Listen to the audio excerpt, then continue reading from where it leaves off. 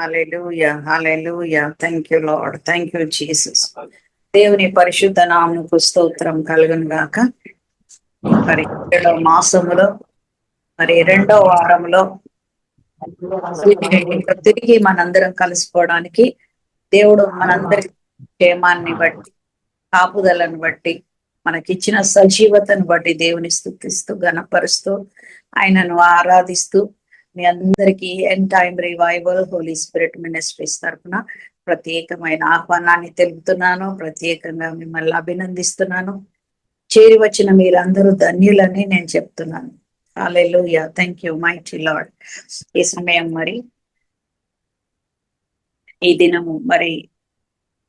ఈ దినం మన మధ్యలో ఉన్న సేవకుల నిమిత్తం మనం ప్రార్థన చేద్దాం. బ్రదర్ ఆనంద్ రాజ్ కొరకు, ప్రైజ్ అండ్ వర్షిప్ కొరకు మన మధ్యలో ఉన్నారు. అదే విధంగా మరి మన మధ్యలో వాక్యోపదేశం చేయడానికి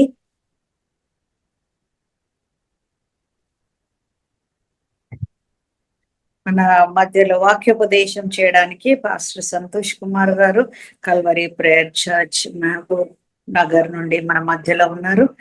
ఈ దినము దేవుడు వారిని మన మధ్యలో నడిపించుట మరి ఎంతో దేవుని చిత్తమై ఉంటుందని నమ్ముచు విశ్వసిస్తూ వారి ద్వారా దేవుడు మనందరితో మాట్లాడినట్లు మనం అందరం ఆత్మీయ మేళ్లు పొందుకోవడానికి మరి ఆత్మీయంగా ఈ సమయం అంతా మనకు దీవెనకరంగా ఉండునట్లు మనం ఒక చిన్న ప్రార్థన చేసిన తర్వాత మరి అందరం ఏకీభవిద్దామండి. దేవుడు మనతో మాట్లాడునట్లు మన హృదయాలైన వైపు ఎత్తుదాం. Hallelujah hallelujah, thank you Lord, thank you Jesus. నీకు స్తోత్రాలు ప్రభా, నీకు వందనాలు చెల్లిస్తున్నాం. ఈ దినము నా ప్రభా ప్రైజ్ అండ్ వర్షిప్ కొరకు ప్రభా మరి ఆనంద్ రాజ్ బట్టి నీ సన్నిధిలో ప్రార్థిస్తున్నాం. అదే విధంగా మా మధ్యలోకి నడిపించిన వాక్యోపదేశం చేయడానికి నడిపించిన సంతోష్ కుమార్ బ్రదర్ మాస్టర్ గారిని బట్టి నీకు వందనాలు స్తోత్రాలు చెల్లిస్తున్నాం ప్రభా. ఈ సమయం ఆరంభం నుండి అంతం వరకు నీ ఆధిపత్యంలో జరిగించి నీ మై ప్రభా నీ మహిమ కీర్తి కలుగునట్లు నీ దాసులను వాడుకొనమని, బిడ్డల్ని వాడుకొనమని, చేరి వచ్చిన మమ్మల్ని అందరినీ నీ ఆత్మీయ వెలుగులో నడిపించమని అయ్యా, నా తన్ని వాక్యపు వెలుగులో మా పొరపాట్లను, బలహీనతలను అయ్యా మమ్మల్ని మేము చూసుకునే కృపను, ధన్యతను, భాగ్యమును మాకు జయ దయచేయమని ప్రార్థిస్తూ ఈ సమయం అంతా ప్రభా మీ కృపా సింహాసనం ఎదుట ఉంచుతూ దైవజనులను మీ ఎదుట నిలబెడుతూ అయ్యా మమ్మల్ని మేము మీ సన్నిధిలో సమర్పించుకుంటూ నజరేయుడైన యేసుక్రీస్తు నామమున ప్రార్థిస్తూ స్తుతిస్తూ వేడుకొనిచుంటున్నాం తండ్రి. ఆమేన్ ఆమేన్ ఆమేన్. దేవుని నామానికి మహిమ కలుగును గాక. మరి ఈ సమయంలో మనము ప్రైజ్ అండ్ వర్షిప్ లోకి వెళ్దామండి. మన మధ్యలో ఉన్న బ్రదర్ ఆనంద్ రాజ్ గారు ఉన్నారు. వారు మనల్ని ప్రైజ్ అండ్ వర్షిప్ లో నడిపిస్తారు. Over to brother Anand Raj.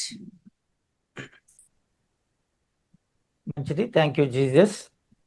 అందరికి ప్రైజ్ ది లార్డ్ అండి. Praise the Lord. అందరికి ప్రైజ్ ది లార్డ్. మొట్టమొదటిగా దేవునికి నా హృదయపూర్వక వందనాలు. అదే విధంగా చేసినటువంటి ఎస్తేర్ రాణి లింగాల గారికి నా హృదయపూర్వక వందనాలు.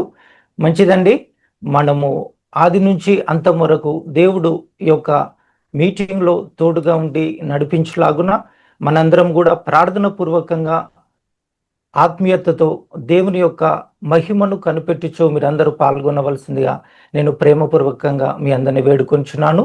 మంచిదండి, దేవుడు ఆయన ప్రేమ స్వరూపుడు, కనికర పూర్ణుడు, రత్నవర్ణుడు, ధవలవర్ణుడు, 10,000లో అతి సుందరుడు కనుక ఆయనను ఆరాధించే వారమై ఉంటున్నాం.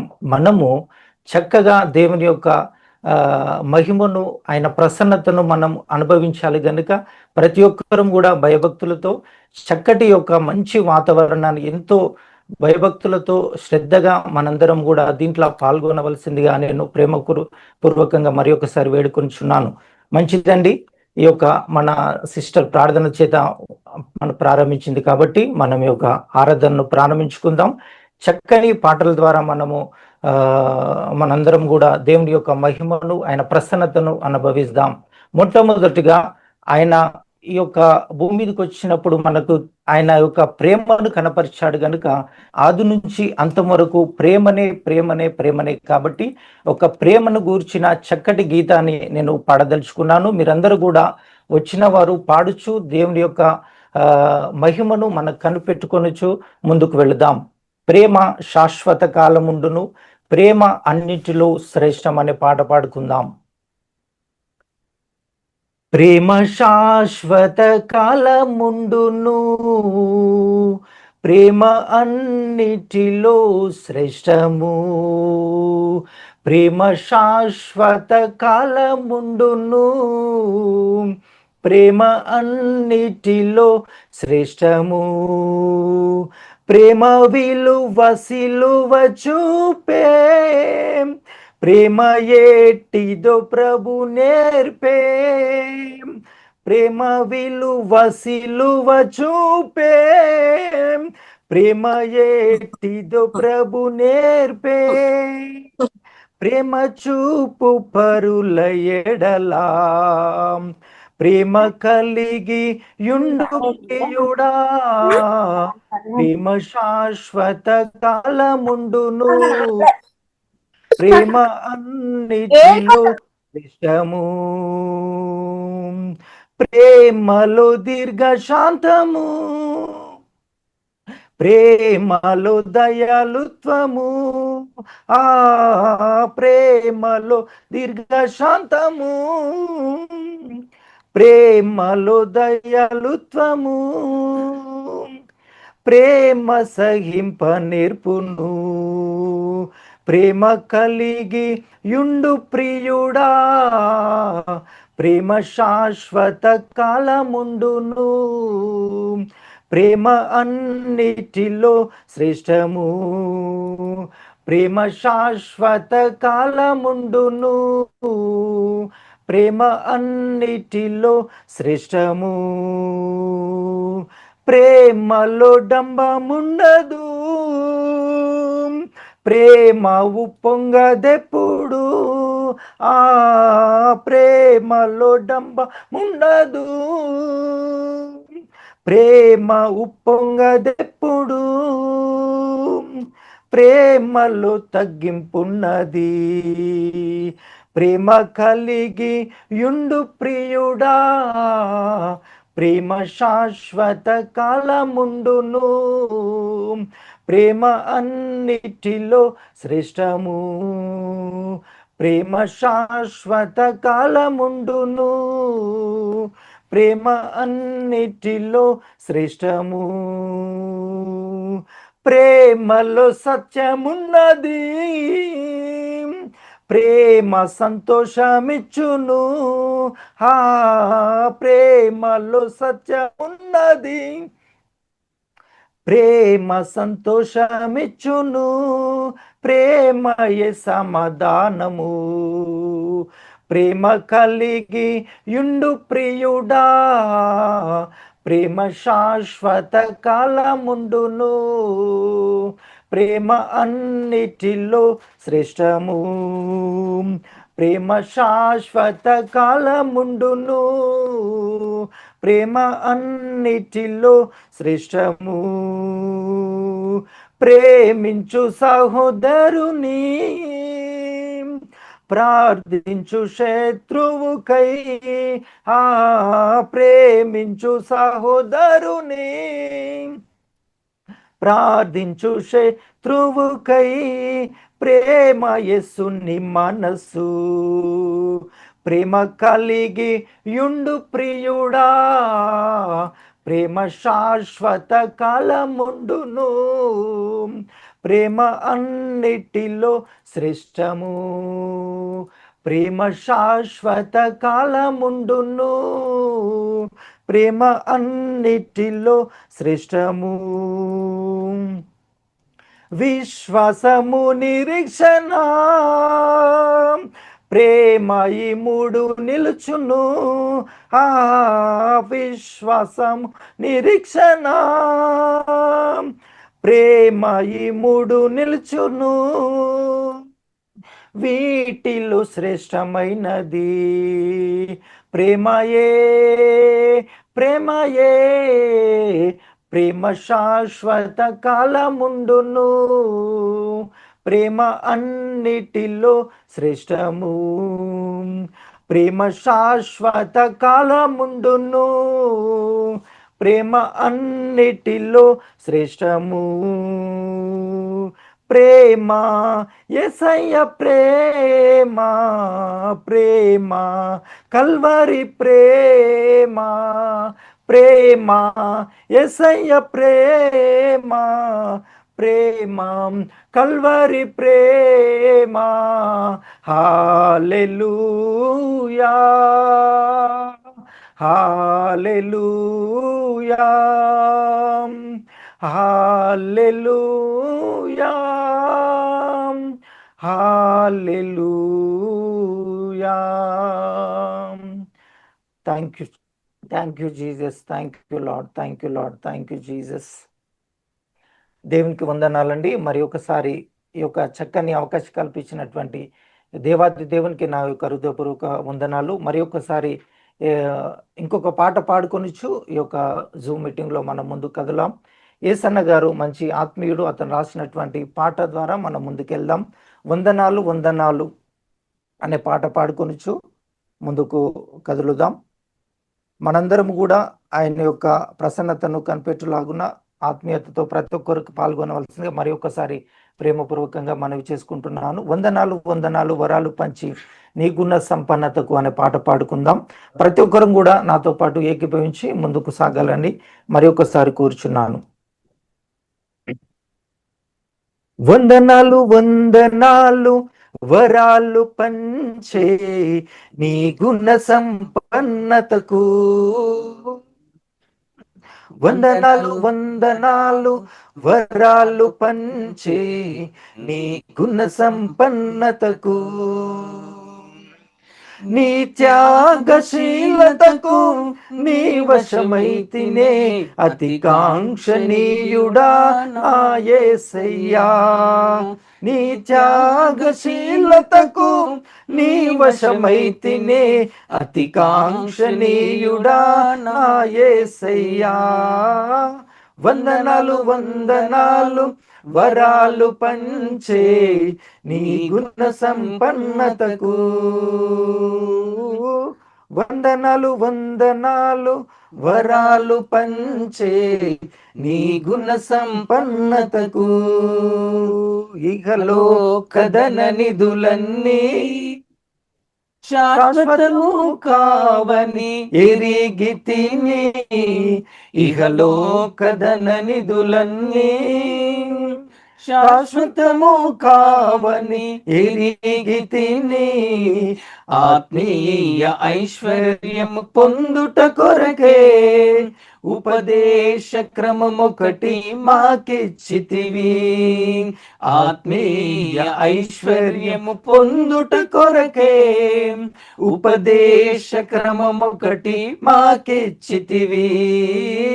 వందనాలు వందనాలు వరాలు పంచే నీ గుణ సంపన్నతకు, వందనాలు వందనాలు వరాలు పంచే నీ గుణ సంపన్నతకు. యజమానుడా నీ వైపు దాసుడనైనా కన్నులెత్తగా, యజమానుడా నీ వైపు దాసుడనైనా కన్నులెత్తగా, యాజక వస్త్రములతో నన్ను అలంకరించి నీ ఉన్నత పిలుపును స్థిరపరచితివి. యాజక వస్త్రములతో నన్ను అలంకరించి నీ ఉన్నత పిలుపును స్థిరపరచితివి. వందనాలు వందనాలు వరాలు పంచే నీ గుణ సంపన్నతకు, వందనాలు వందనాలు వరాలు పంచే నీ గుణ సంపన్నతకు ఆద్యంతము లేని అమరత్వమే నీ స్వంతము, ఆద్యంతము లేని అమరత్వమే నీ స్వంతము, నీ వారసత్వపు హక్కులన్నీయు నీ ఆజ్ఞను నెరవేర్చగ దయచేసితివి. నీ వారసత్వపు హక్కులన్నీయు నీ ఆజ్ఞను నెరవేర్చగ దయచేసితివి. వందనాలు వందనాలు వరాలు పంచే నీ గుణ సంపన్నతకు. వందనాలు వందనాలు వరాలు పంచే నీ గుణ సంపన్నతకు.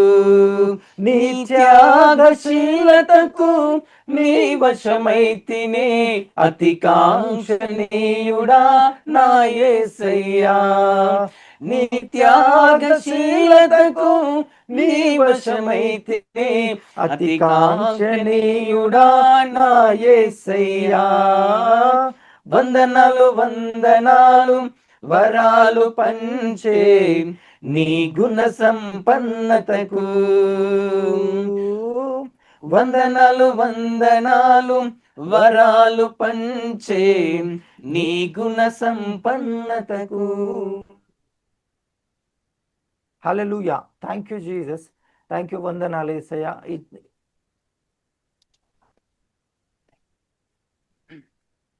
చక్కగా దేవుడు నడిపించినందుకు దేవాది దేవునికి వందనాలు. చిన్న ప్రార్థన ద్వారా ఈ యొక్క ఆరాధనను ముగించుకుందామండి. అందరూ తల్ల వంచుకొని ప్రార్థనలో ఏకీభవించవలసిందిగా మనం చేస్తున్నాను. యేసయ్యా నీకు వందనాలు ప్రభా. చక్కగా నాయన ఆరాధనలో నాయన ఆది నుంచి అంత వరకు తోడుగా ఉన్నావు ప్రభా. ఈ 2 పాటల ద్వారా ప్రభా ఎంతమంది అయితే ఇక్కడ పాల్గొని ఉన్నారో ప్రభా, అందరిలో నైనా ఒక మంచి మెసేజ్ వెళ్ళులాగున నైనా వాళ్ళ యొక్క హృదయాల్లో ఫలించులాగున చక్కగా నాయన ఇది ఫలమిచ్చులాగున కృప చూపండి ప్రభా. నాయన ఈ యొక్క నైనా ఆది నుంచి అంత వరకు నైనా మరి ఒకసారి ప్రార్థిస్తున్నాను ప్రభా. ఆది నుంచి అంత వరకు నైనా ఈ యొక్క ప్రార్థనలో ఈ యొక్క మీటింగ్ లో నైనా నీవు చక్కగా నీ యొక్క మహిమ కొరకు జరిగించుకోనండి ప్రభా. నాయన సిస్టర్ గారు నాయన ఏస్తేరు గారు ప్రభా ఎంతగా ప్రయాసపడి భారముతో నైనా ఇంతమందిని ఆయన కోఆర్డినేట్ చేయడం ప్రభా. నైనా నీ యొక్క శక్తి చేత బలం చేతనే సాధ్యం ప్రభా. నైనా ఆ బిడ్డకి ఇచ్చినటువంటి యొక్క చక్కని తలంతుకై మనసుకై నీకు వందనాలు ప్రభా. ఈ యొక్క ఆరాధనలో ప్రభా ఈ యొక్క 2 పాటల్లో ఉన్న మీనింగ్ ని ప్రభా ఈ యొక్క లైవ్ లో పాల్గొన్న ప్రతి ఒక్క బిడ్డలో ఫలించుట కృప దయచండి ప్రభా. ఎంతమంది అయితే ఎన్ని నాయన స్టేట్స్ నుంచి నాయన యొక్క పాల్గొని ఉన్నారు ప్రభా. నాయన యొక్క దేశ విదేశాల నుంచి పాల్గొని ఉన్నారు ప్రభా. ప్రతి ఒక్కరిలో నాయన నీ యొక్క ఫలము ఫలించుట కృప దయచండి ప్రభా. ఇప్పుడు దైవజనుడు వాక్యం చెప్పుచుండగానైనా బిడ్డకు తోడుగా ఉండండి ప్రభా. నీవే నోటికి నోరుగా ఉండి మాట్లాడి నైనా ఆది నుంచి అంతం వరకు తోడుగా ఉండి నడిపించమని యేసు నామంలో వేడుకొని పొందుకొని నామం తండ్రి. ఆమెన్. Thank you brother. మంచి వర్షిప్ లో లీడ్ చేసిన బ్రదర్ ఆనంద్ రాజ్ గారిని అభినందిస్తున్నాను. Thank you. దేవుడు మిమ్మల్ని దీవించును గాక. మరి సమయము ముఖ్యమైన అంశంలోనికి మనం వెళ్తున్నాం. మరి వాక్యోపదేశం చేయడానికి మరి మన మధ్యలో పాస్టర్ సంతోష్ కుమార్ గారు ఉన్నారు. Calvary prayer church Mahabubnagar నుండి మన మధ్యలో ఉండడం చాలా సంతోషం. ఈ సమయం వారికి అప్పగిస్తున్నారు. Over to pastor Santosh Kumar గారు.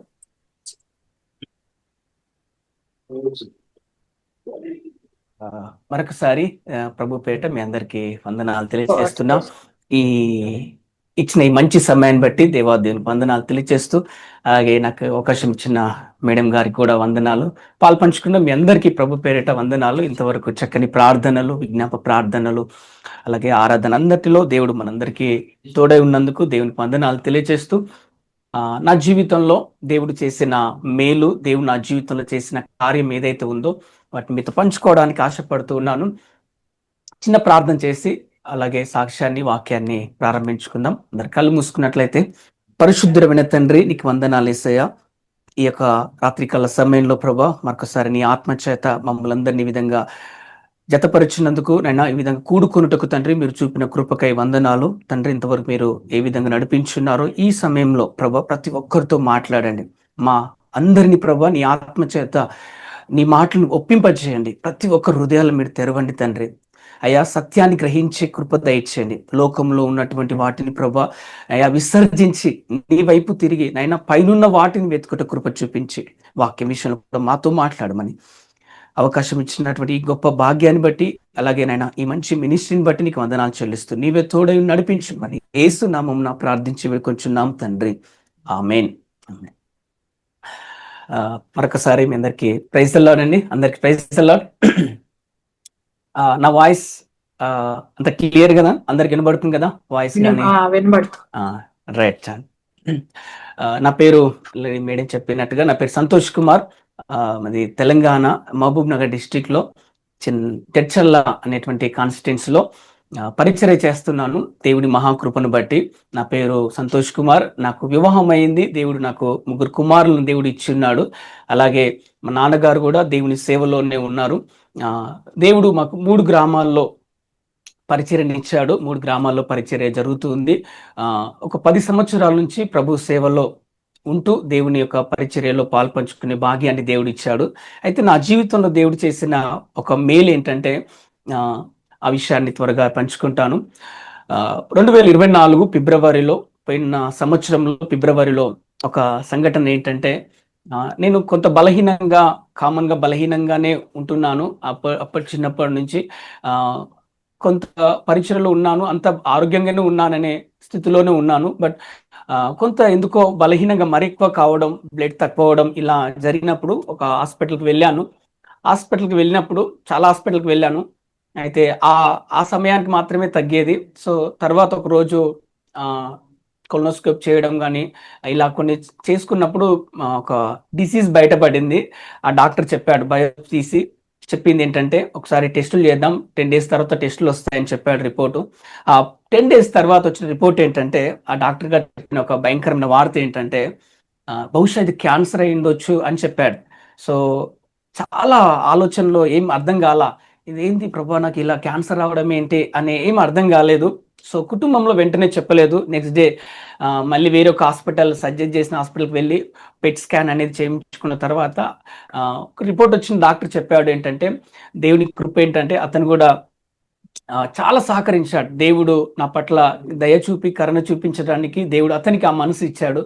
సో ఆ స్కానింగ్ అందరిలో తెలియడం వల్ల ఒకే ప్లేస్లో ఉంది, ఏం కాదు, క్యూర్ అవుతుంది అని చెప్పినప్పుడు, సో అక్కడ మా ట్రీట్మెంట్ ప్రారంభం మాట్లాడుతున్నప్పుడు స్టార్టింగ్ రేడియేషన్ చేయాలి, తర్వాత కీమో చేయాలి, తర్వాత సర్జరీ చేయాలని ఈ విషయాలు చెప్పినప్పుడు నేను కూర్చున్నా, నాకేం అర్థం కావట్లా. నేను ఏదో ఒక 10,000 ఏమవుతుందని నేను హాస్పిటల్కి వెళ్ళాను, ఇదంతా జరుగుతుందని ఏం అర్థం కాని స్థితిలో ఉన్నాను.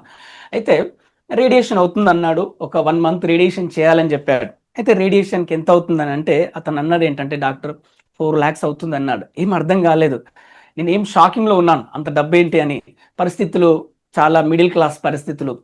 అయితే అతను అన్నా, నువ్వు కట్టుకోలేవా నేను అని చాలాసేపు డాక్టర్తో మాట్లాడి ఫైనల్గా 1,60,000 వరకు నువ్వు కట్టుకో, అంతకంటే నేను తగ్గించలేను, నేను పై వాళ్ళతో మాట్లాడతానని చెప్పాడు. అయితే నేను దానికి కూడా ఆలోచనలోనే ఉన్నాను. అయితే అప్పుడు డాక్టర్ ఏమన్నాడంటే, నేను ఒక 40,000 కట్టుకుంటాను, నీ బదులు నేను కడతాను, సో నువ్వు 1,20,000 కట్టుకుంటే చాలు అని అన్నాడు.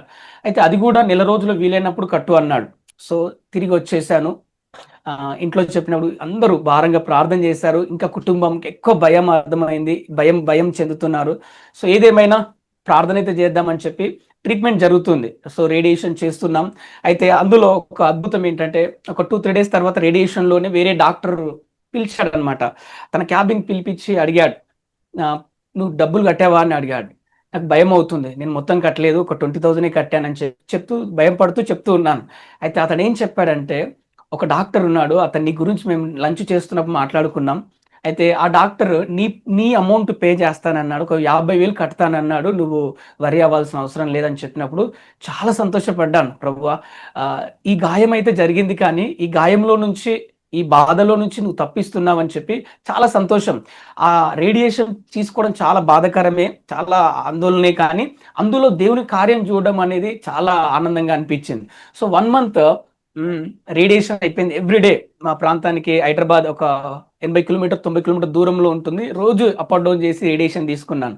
ఆ తర్వాత కీమో ఇవ్వాలని చెప్పాడు. ప్రతి కీమో ఒక 40,000 అవుతుందంటే 6 కీమోలు ఇచ్చేశారు. సో దేవుని కృప ఏంటంటే నన్ను ప్రేమించిన విశ్వాసులు లేదంటే చుట్టూ ఉన్న పరిచయం చేసిన సేవకులు అందరూ కలిసి కొంత కొంత డబ్బు వేసుకోవడం, సహాయం చేయడం, దేవుని సహాయం. ఇక్కడ నేను ఏం చెప్తున్నానంటే ఇక్కడ మనుషులు సాయం చేశారు కానీ దేవుడు చేయించాడని నేను విశ్వసిస్తాను. ఎందుకంటే సహాయము యెహోవా వలన మాత్రమే దొరుకుతుందని బైబిల్ చెప్తుంది కనుక దేవుడు ఆ కీమోలో కూడా దేవుడు సహాయం చేశాడు. అయితే సర్జరీ చేయాలి అని మళ్ళీ ఎంఆర్ఐ టెస్టులు అన్నీ చేస్తే అప్పుడు డాక్టర్స్ చెప్పింది ఏంటంటే నీకు పర్మనెంట్గా ఇక్కడ స్టొమక్ దగ్గర ఒక ప్యాకెట్ పెడతారు, మోషన్ అక్కడే అవుతుంది అని చెప్పినప్పుడు చాలా భయమైంది. ప్రభా, ఈ వయసులో ఇంకా ఎంతో నీ పరిచయం చేసేది ఉంది, ఎంతో భవిష్యత్తులో ఎక్కడెక్కడో ప్రక్రియలు పాల్గొనాలి. ఈ విధంగా ఈ ప్యాకెట్ పెట్టడం వల్ల స్టొమక్ ఇలా అవ్వడం వల్ల ఎలా వెళ్ళగలుగుతాను, ఏం చేస్తాను, నాకేం అర్థం కాని సిచ్యువేషన్లో మళ్ళీ ఒక హాస్పిటల్ వేరే డాక్టర్ని సెకండ్ ఒపీనియన్ కలిసినప్పుడు అయితే ఆ సెకండ్ ఒపీనియన్ అడిగితే అతను ఏం చెప్పంటే ఇంకా డేంజర్గా మాట్లాడాడు. 50-50 ఛాన్సెస్ అని చెప్తున్నాడు. అయితే ఏం అర్థం కాని సిచ్యువేషన్, కీమో అయిపోయింది, రేడియేషన్ అయిపోయింది, సర్జరీ కారు ఆలోచనలో ఉన్నాను. అయితే ఇంకొక మాకు తెలిసిన ఒక బ్రదర్, దేవుణ్ణి తెలిసిన వ్యక్తి, ఆ వ్యక్తి క్లయింట్ లాగా మా ఫ్రెండ్ని మీట్ అయ్యాడు. నా గురించి మాట్లాడుతూ అతడే దేవుడే పంపించాడు అనుకున్నాను. అతను మాట్లాడుతూ వాళ్ళ అమ్మ క్యాన్సర్ ఉండేనట, 3rd స్టేజ్ నుంచి క్యూర్ అయిందంట సర్జరీ చేస్తే, అది బెంగళూరులో జరిగింది, ఆ డాక్టర్ ఇలా చేశాడు అని చెప్పాడు. సో ఎందుకని మీ ఫ్రెండ్ ఒకసారి వెళ్ళి అడగకూడదు అని చెప్పి నాకు చెప్పినప్పుడు నేను కూడా సర్జరీకి ఒకసారి వెళ్ళొద్దాం అడిగొద్దామని ఆ డాక్టర్ దగ్గరికి వెళ్తే దేవుడు ప్రేయర్ చేసుకున్నాం. చాలామంది ప్రేయర్ చేస్తున్నారు. నా గురించి తెలిసిన అనేక గ్రూపులలో ప్రేయర్ చేయడం స్టార్ట్ చేశారు. అయితే ఇదంతా ప్రార్థన వల్లనే జరుగుతుంది. ఇదంతా ట్రీట్మెంట్ అవుతున్న సమయంలో బెంగళూరుకి వెళ్ళాము. హాస్పిటల్కి ఆ డాక్టర్ మీట్ అయినప్పుడు చెప్పాడు, చెక్ చేశాడు, ఇప్పుడు చాలా వీలవుతుంది, నీకు పర్మనెంట్ బ్యాగ్ పెట్టడానికి అవసరం లేదు, ఒక 6 వారాలు మాత్రమే, 1.5 month మాత్రమే నీకు బ్యాగ్ బయట పెడతాం, తర్వాత మళ్ళీ పేగు లోపలికి పెట్టేసి సర్జరీ చేసేస్తామని చెప్పాడు. సో లైఫ్ టైం పెడతామన్న దానికంటే 6 వారాలు బెటర్ కదా అని చెప్పి డాక్టర్తో మాట్లాడాం. ఆ డాక్టర్ కూడా చాలా హెల్ప్ చేశాడు, మనీ విషయంలో కూడా ప్యాకేజ్ తక్కువ చేశాడు. సో 2-3 డేస్లో మళ్ళీ వచ్చేస్తాను సార్ అని చెప్పేసి ఇంటికి వచ్చి ఫ్యామిలీ అంతతో చెప్పి సిద్ధపడ్డాం. 6 లక్షల ప్యాకేజ్ మాట్లాడినప్పుడు డబ్బులు లేవు, ఎందుకంటే గతంలోనే ఎన్నో డబ్బులు ఖర్చు అయినాయి. అయితే తెలిసినటువంటి మా వాళ్ళు, రిలేషన్ వాళ్ళు, అక్క వాళ్ళు అందరూ వాళ్ళకు ఉన్నటువంటి గోల్డ్ మంగళసూత్రం అంటారు కదా, ఆ మంగళసూత్రాన్ని వాళ్ళు ఇవ్వడం వల్ల బ్యాంకులో పెట్టి కొంచెం అమౌంట్ అలా తీసుకొని హాస్పిటల్కి అయితే వెళ్ళాం. ఎలా వెళ్ళామంటే నేను, మా బ్రదర్, మా తమ్ముడు ఉన్నాను, నాకు ఒక అక్క, నాకు తమ్ముడు నేను వెళ్ళాం. ఆపరేషన్ చేసే రోజు మీరు రండి అని చెప్పి, కొంచెం బెంగళూరు చాలా దూరం కదా, సో రండి అని చెప్పి వెళ్ళాం. అయితే అక్కడికి వెళ్తే ఒక ప్రాసెస్ ఉంది అనమాట. ముందు అన్ని టెస్టులు చేయాలి, 1 day మీరు ఇక్కడ ఉండాలి, నెక్స్ట్ డే డాక్టర్స్ సర్జరీ చేస్తారంటే 2 days తర్వాత సర్జరీ అవుతుందని చెప్పినప్పుడు నేను ప్రిపేర్ అయ్యాం, అక్కడే ఉన్నాం. ఈరోజు నైట్ వచ్చి చెప్పారనమాట, ముందు రోజు నైట్ వచ్చి చెప్పారు, రేపు మార్నింగ్ 6 o'clock మీకు సర్జరీ ఉంటుంది, థియేటర్కి వెళ్ళాల్సి వస్తుంది, ప్రిపేర్ అవ్వండి అన్నారు. సో నేను మా తమ్ముడే ఉన్నాం. మా ఇంటికి ఫోన్ చేసి చెప్తే వాళ్ళు బయలుదేరారు, నెక్స్ట్ డే మార్నింగ్ కల్లా వచ్చేస్తాం మీరు సర్జరీ అయ్యేలోపు అన్నారు. సో మార్నింగ్ 5 o'clock లేసాను, చాలా ప్రార్థన చేసుకున్నాను. ఎందుకో తెలియని ఆందోళన, ఎందుకంటే సర్జరీ అంటే జీవితంలో ఎప్పుడు చూడలేని భయంకరమైన సిచ్యువేషన్, ఏమవుతుందో తెలీదు. అదికి పోను, చుట్టూ ఎవరూ లేరు, ఆ బెంగళూరులో కన్నడ మాట్లాడే వాళ్ళు, నేను మా తమ్ముడే ఉన్నాం. ఆ హాస్పిటల్ పరిస్థితులు ఏం అర్థం కాలేదు, బంధువులు లేరు, తోబుట్టు తల్లిదండ్రులు లేరు, దూరంగా ఉన్నామనేటువంటి బాధ కొంత ఎక్కువ ఉంది. సో అందరూ ఫోన్లు చెప్తున్నారు, ఏంగా ధైర్యంగా ఉండు అని చెప్తున్నారు. సో ఒక మాట ఆ గంతంలోనే ఎంతో ధైర్యాన్ని తీసుకొచ్చింది. ఏంటంటే యోబుతో తన స్నేహితులు అంటారు, నీ భక్తి నీకు ధైర్యం పుట్టించదా అన్న ఆ పదమే నిజంగా నా భక్తి, నా పరిచర్యలో దేవుడు నాకు నేర్పిన పాఠాలు, నేను బోధించిన బోధ ఏదైతే వాక్యం ఉందో అది నాకు ధైర్యం ఇచ్చింది కదా, నాకు ధైర్యం ఇవ్వకపోతే నా భక్తే సరైనది కాదు కదా అని చెప్పి ఆ భక్తి ధైర్యంతో ఉన్నాను. సో మార్నింగ్ 5 o'clock లేసి రెడీ అయ్యాం. సో వాళ్ళు వీల్ చైర్ తీసుకొచ్చారు ఆపరేషన్ థియేటర్కి వెళ్ళడానికి. నేను ఆయన ఒకసారి ప్రేయర్ చేసుకుంటాం మీరు అని మా తమ్ముడు నేను కలిసి ప్రేయర్ చేసుకున్నాను. వీల్ చైర్ పెట్టారు, ప్రేయర్ చేసుకున్నాం, అంతా సెట్ అవుతుంది అనుకున్న టైంలో అతడు బయటికి వెళ్ళాడు. మళ్ళీ వచ్చేలోపు ఒక టైం పడుతుంది కదా అని బైబిల్ చూస్తే నా బెడ్ పైన బైబిల్ పెట్టుకొని ఉన్నాను అంతకుముందుకు. సరే అని వచ్చేలోపు ఒక బైబిల్ అయితే చదువుదామని చెప్పి బైబిల్ ఇలా తీసాను అంతే. అంటే ఏ వచనం చదవాలా, ఏ అధ్యాయం చదవాలని కాదు కానీ నా బైబిల్ సడన్గా ఇలా ఓపెన్ చేశాను. నాకు ఏది ఇలా ఉంటే అది ఇలా ఓపెన్ చేశాను.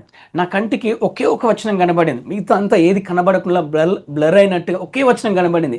ఆ వచనం ఏంటంటే సామెతల గ్రంథంలో 9వ అధ్యాయంలో ఈ వచనం కనబడింది. సామెతల గ్రంథం 9వ అధ్యాయం 11వ వచనం కనబడింది. ఏమని అంటే, నా వలన నీకు దీర్ఘాయువును కలుగును, నీవు జీవించు సంవత్సరములు అధికములగును. ఈ పదాన్ని చదివాను, ఈ వాక్యాన్ని చదివాను.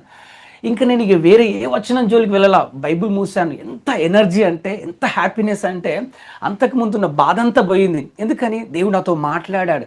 దేవుడి వచనాన్ని, నా వలన నీకు దీర్ఘాయువు కలుగుతుంది, అనేక సంవత్సరాలు బ్రతవన్న ఈ మాట నాకు ఎంతో ధైర్యాన్ని ఇచ్చింది. సంతోషంగా వీల్ చైర్ కూర్చొని థియేటర్లకు వెళ్తుంటే లోపల డాక్టర్స్ ఉన్నారు. అయితే వాళ్ళు అన్నారు, ఎంత హ్యాపీగా ఉన్నావు, నవ్వుకుంటూ వస్తున్నావు అని. ఎందుకంటే అంతకుముందు ఎంతోమంది ఫోన్ల ద్వారా నన్ను బలపరిచారు, ఏం కాదు ధైర్యంగా ఉండని చెప్పి. కానీ దేవుని మాట ఎంత ధైర్యాన్ని ఇచ్చిందంటే, అప్పుడు నాకు నా అనుభవంతో అర్థమైంది ఏంటంటే, నిజంగా నా మాట వల్ల మీరు బ్రతుకుతారు, నా వాక్యం నేను బ్రతికించును. ఆ వాక్యం నిజంగా ఎలా బ్రతికిస్తుంది, ఆయన మాట ఎలా బ్రతికిస్తుంది అంటే, ఆ రోజు నిజంగా ఆ మాట నేను విశ్వసించాను. దేవుని వలన కదా దీర్ఘాయువును, ఆయనే కదా మనకు జీవించు సంవత్సరంలు ఇచ్చేదని చెప్పి అది నమ్మి వెళ్ళి థియేటర్లకు వెళ్ళాను, ప్రేర్ చేసుకున్నాం. తిరిగి మా వాళ్ళు ఎప్పుడు వచ్చారు నాకు తెలియ, మళ్ళీ కాన్షియన్స్ వచ్చేసరికి మళ్ళీ ఆఫ్టర్నూన్ 2 o'clock అయింది. చూసి ఏం అర్థం కావట్లా, అన్ని హోల్స్ కొట్టారు, పెద్ద సర్జరీ అయింది, 24 stitches పడ్డాయి నా స్టొమక్కి. అయితే ఐసీయూలో ఉన్నారు, ఎవరి దగ్గర రానివట్లా. సో అక్కడ అన్ని భయంకరమైన పెయిన్లో, అంటే ఆ ఐసీయూలో డే అంతా నైట్ అంతా చూస్తే పక్కన ఎవరు లేరు. అయితే టైం మాత్రం చూసుకుంటూ ఒకటి మాత్రమే, నేను నా హెడ్ మాత్రమే కదులుతుంది, బాడీ అంత పెయిన్స్తో ఉన్నప్పుడు. సో ఒకటి ధైర్యం కలిగి ఉన్నాను, ప్రభా నీ దూతలు నాకు తోడుగా ఉంచుతావు కదా, నీ దూతలు నాకు కావలు ఉంచావు కదా, నీ దూతల వలనే నాకు ఇంకా ఇలాగే తోడుండి నీవు ఉన్నావు నాకు ప్రభు అనే ధైర్యంతోనే ఉన్నాను. సో అక్కడే 10 days ఉండాల్సి వచ్చింది, ఎంత పెయిన్స్తో అంటే చాలా భయంకరమైన సిచ్యువేషన్. సో డిశ్చార్జ్ అయిపోయాం దేవుని కృప వలన. తిరిగి ఇంటికి వస్తున్నాం. అక్కడ ఒక అద్భుతం ఏం జరిగిందంటే, తిరిగి బెంగళూరు నుంచి బయలుదేరాం. ఆఫ్టర్నూన్ 2 o'clock బయలుదేరాం, చాలా పెయిన్స్తో. స్లీపర్ బుక్ చేసుకున్నాం, చాలా ఇబ్బందిగా వచ్చింది. మా ప్రాంతానికి midnight 11 o'clock నైట్కి అక్కడ చేరుకుంటామని బస్ ఎక్కేసాం. ఇంకా 1 hour అయితే బస్ దిగుతాం అన్నంగా సడన్గా పెద్ద సౌండ్ వచ్చింది. నేను ఆల్రెడీ ఆ స్లీపర్ ఉన్న కదిలిపోయాను, చాలా నొప్పి లేసింది. ఏమైందని చూస్తే ఆ బస్సు వెళ్తూ ముందున్న ట్రాక్టర్కి కొన్ని కట్టెలు ఉంటే దాన్ని తగలడం వల్ల ఆ మిర్రర్ మొత్తం పగిలిపోయి ముందలు పడింది, పక్కనే పెద్ద లోయ. అయితే దేవుని కృప ఏంటంటే, అది జరిగిందనే బాధ కంటే దేవుడు ప్రమాదం తప్పించాడని చాలా ఆనందపడ్డాం. బట్ ఆ పరిస్థితుల్లో బస్సు కదలట్లేదు. అక్కడ నుంచి తీవము, వేరే వాళ్ళు రావాలా, కంపెనీ వాళ్ళు రావాలన్నారు. సమయం 11 అవుతుంది, రాత్రి అవుతుంది. అప్పటికే పరిస్థితి చాలా బలహీనంగా ఉండే. మా బ్రదర్ వాళ్ళ ఫ్రెండ్స్ ఫోన్ చేస్తే వాళ్ళు కారు తీసుకొచ్చారు. ఆల్రెడీ ఇంటికి తీసుకెళ్ళడానికి కారు రెడీగా ఉండే. ఆ కారు అంత దూరం, ఒక 50 kilometer దూరంలో యాక్సిడెంట్ జరిగింది. సో వాళ్ళు వచ్చి ఇంటికి తీసుకెళ్లారు. దేవుని కృప ఏంటంటే ఇంటికి చేరుకున్నాం. 6 వారాల్లో ఎంత త్వరగా అంటే అంత త్వరగా దేవుడు హీల్ చేసుకుంటూ వచ్చాడు. సెకండ్ సర్జరీకి వెళ్ళినప్పుడు కూడా దేవుడు కృప చూపించాడు. అయితే ఆ బెంగళూరు సెకండ్ సర్జరీ కూడా వెళ్ళాం. అద్భుతంగా సెకండ్ సర్జరీ అయింది. సెప్టెంబర్ 6 తారీఖున 2024లో, పోయిన సంవత్సరం సెప్టెంబర్ 6 తారీఖు ఫస్ట్ సర్జరీ అయింది. అక్టోబర్ 20 తారీఖున సెకండ్ సర్జరీ అయింది. అయితే దేవుని కృప ఏంటంటే డిసెంబర్ వచ్చే లోపే పరిచర్యలో ప్రతిదినం వెళ్ళి ప్రతి ఆదివారం వెళ్ళి వాక్యం చెప్పాల్సిన నేను వాక్యం చెప్పలేకపోతున్నా, సండే వెళ్ళలేకపోతున్నా అని చెప్పి సర్జరీ అయినప్పటి నుంచి కొంత బలహీనంగా ఉండే. కొన్ని వారాలు మాత్రమే వెళ్ళలేకపోయాను. తర్వాత వెళ్ళి కూర్చొని మెల్లిగా మాట్లాడైనా దేవుని మాటలు పంచుకునే కృపనిచ్చాడు. డిసెంబర్ లోపు చక్కగా పరిచర్యలు పాల్పంచుకొని అనేక మీటింగ్స్కి వెళ్ళడం కూడా దేవుడు కృప చూపించాడు. ఈరోజు నేటికి ఈ విధంగా ఇంత చక్కని ఆరోగ్యం నుంచి దేవుని పనిలో వాడుకుంటున్న దేవునికి సమస్త మహిమ ప్రభావం ఆయనకే చెందునుగాక. ఈరోజు సజీవంగా ఈరోజు నేను ఏమై ఉన్నానో అది దేవుని కృప అని చెప్పగలుగుతాను. నేను బ్రతుకున్నానంటే దేవుని యొక్క ఆయుష్ వల్లనే, ఆయన అనుగ్రహించిన ఆయుష్ వల్లనే, ఆయన పని కొరకు మాత్రమే ఈరోజు నన్ను బ్రతికించాడు. ఆ రోజు నేను మేడం గారిని కూడా ఆపరేషన్ అయిపోయిన తర్వాత రెస్ట్ తీసుకునే టైంలోనే మేడం మళ్ళీ తిరిగి మేడంతో మాట్లాడడం జరిగింది. అలా కలుసుకొని ఈ విధంగా కొనసాగే కృప దేవుడు ఇచ్చాడు. ఇది నా జీవితంలో ఒక భయంకరమైన క్యాన్సర్ని దేవుడు తగ్గించాడు. 6 నెలలైన తర్వాత మళ్ళీ టెస్ట్ చేసుకుంటే కూడా నార్మల్ ఉందని రిపోర్ట్స్ వచ్చాయి. ఈ విధంగా దేవుడు నా జీవితంలో ఒక కార్యం చేశాడు. అయితే నేను బాగా నమ్మింది ఏంటంటే, ఏ రోగం ఉంది, రోగాన్ని నేను పెద్దగా చూడలేదు, కానీ అందరూ అనుకున్నారు. కొంతమంది దూరం పెట్టారు, కొంతమంది బలహీనపరిచారు, కొంతమంది అవాయిడ్ చేశారు, కొంతమంది రకాలుగా ఉన్నారు. కానీ నేను ఒకటి ఏం నమ్మానంటే, రోగం పెద్దది కావచ్చు కానీ దానికంటే గొప్పవాడు నా దేవుడు. లోకంలో ఉన్నవాడు గొప్పవాడైతే మనలో ఉన్నవాడు లోకంలో ఉన్న వానికంటే గొప్పవాడు అన్నట్టుగా నా దేవుని దృష్టిలో ఆ రోగం చాలా చిన్నది. నేను దాన్ని ఎప్పుడు నా హృదయం మైండ్లోకి తెచ్చుకొని బాధపడి కృంగిపోయిన దినాలు లేవు. కానీ తిరిగి కుటుంబంతో కలిసి అలాగే స్నేహితులతో కలిసి దేవుని పనిలో ముందుకు సాగి కృప దేవుడు ఇచ్చాడు. ఇది నా జీవితంలో దేవుడు చేసిన మేలు. ఇది నా ఒక చిన్న సాక్ష్యం. ఎంతో మంది కృతజ్ఞులు అయి ఉండాలి. ఎంతోమంది నాకు స్నేహితులు కానివ్వండి, బంధువులు కానివ్వండి, డాక్టర్స్, ఇలా దేవుడు అనేక మందిని వాడుకొని నా కొరకు దేవుడు వారిని వాడుకొని నాకు సహాయం వారి ద్వారా అందించాడు. అయితే సమయం కొద్దిగా ఉంది కనుక ఇది నా చిన్న సాక్ష్యం. ఇది నా జీవితంలో దేవుడు చేసిన మేలు. అందుకే దేవునికే మహిమ చెందును గాక. హల్లెలూయా. దేవునికి నామానికి మహిమ కలుగును గాక. ఇది నా జీవితంలో సాక్ష్యం.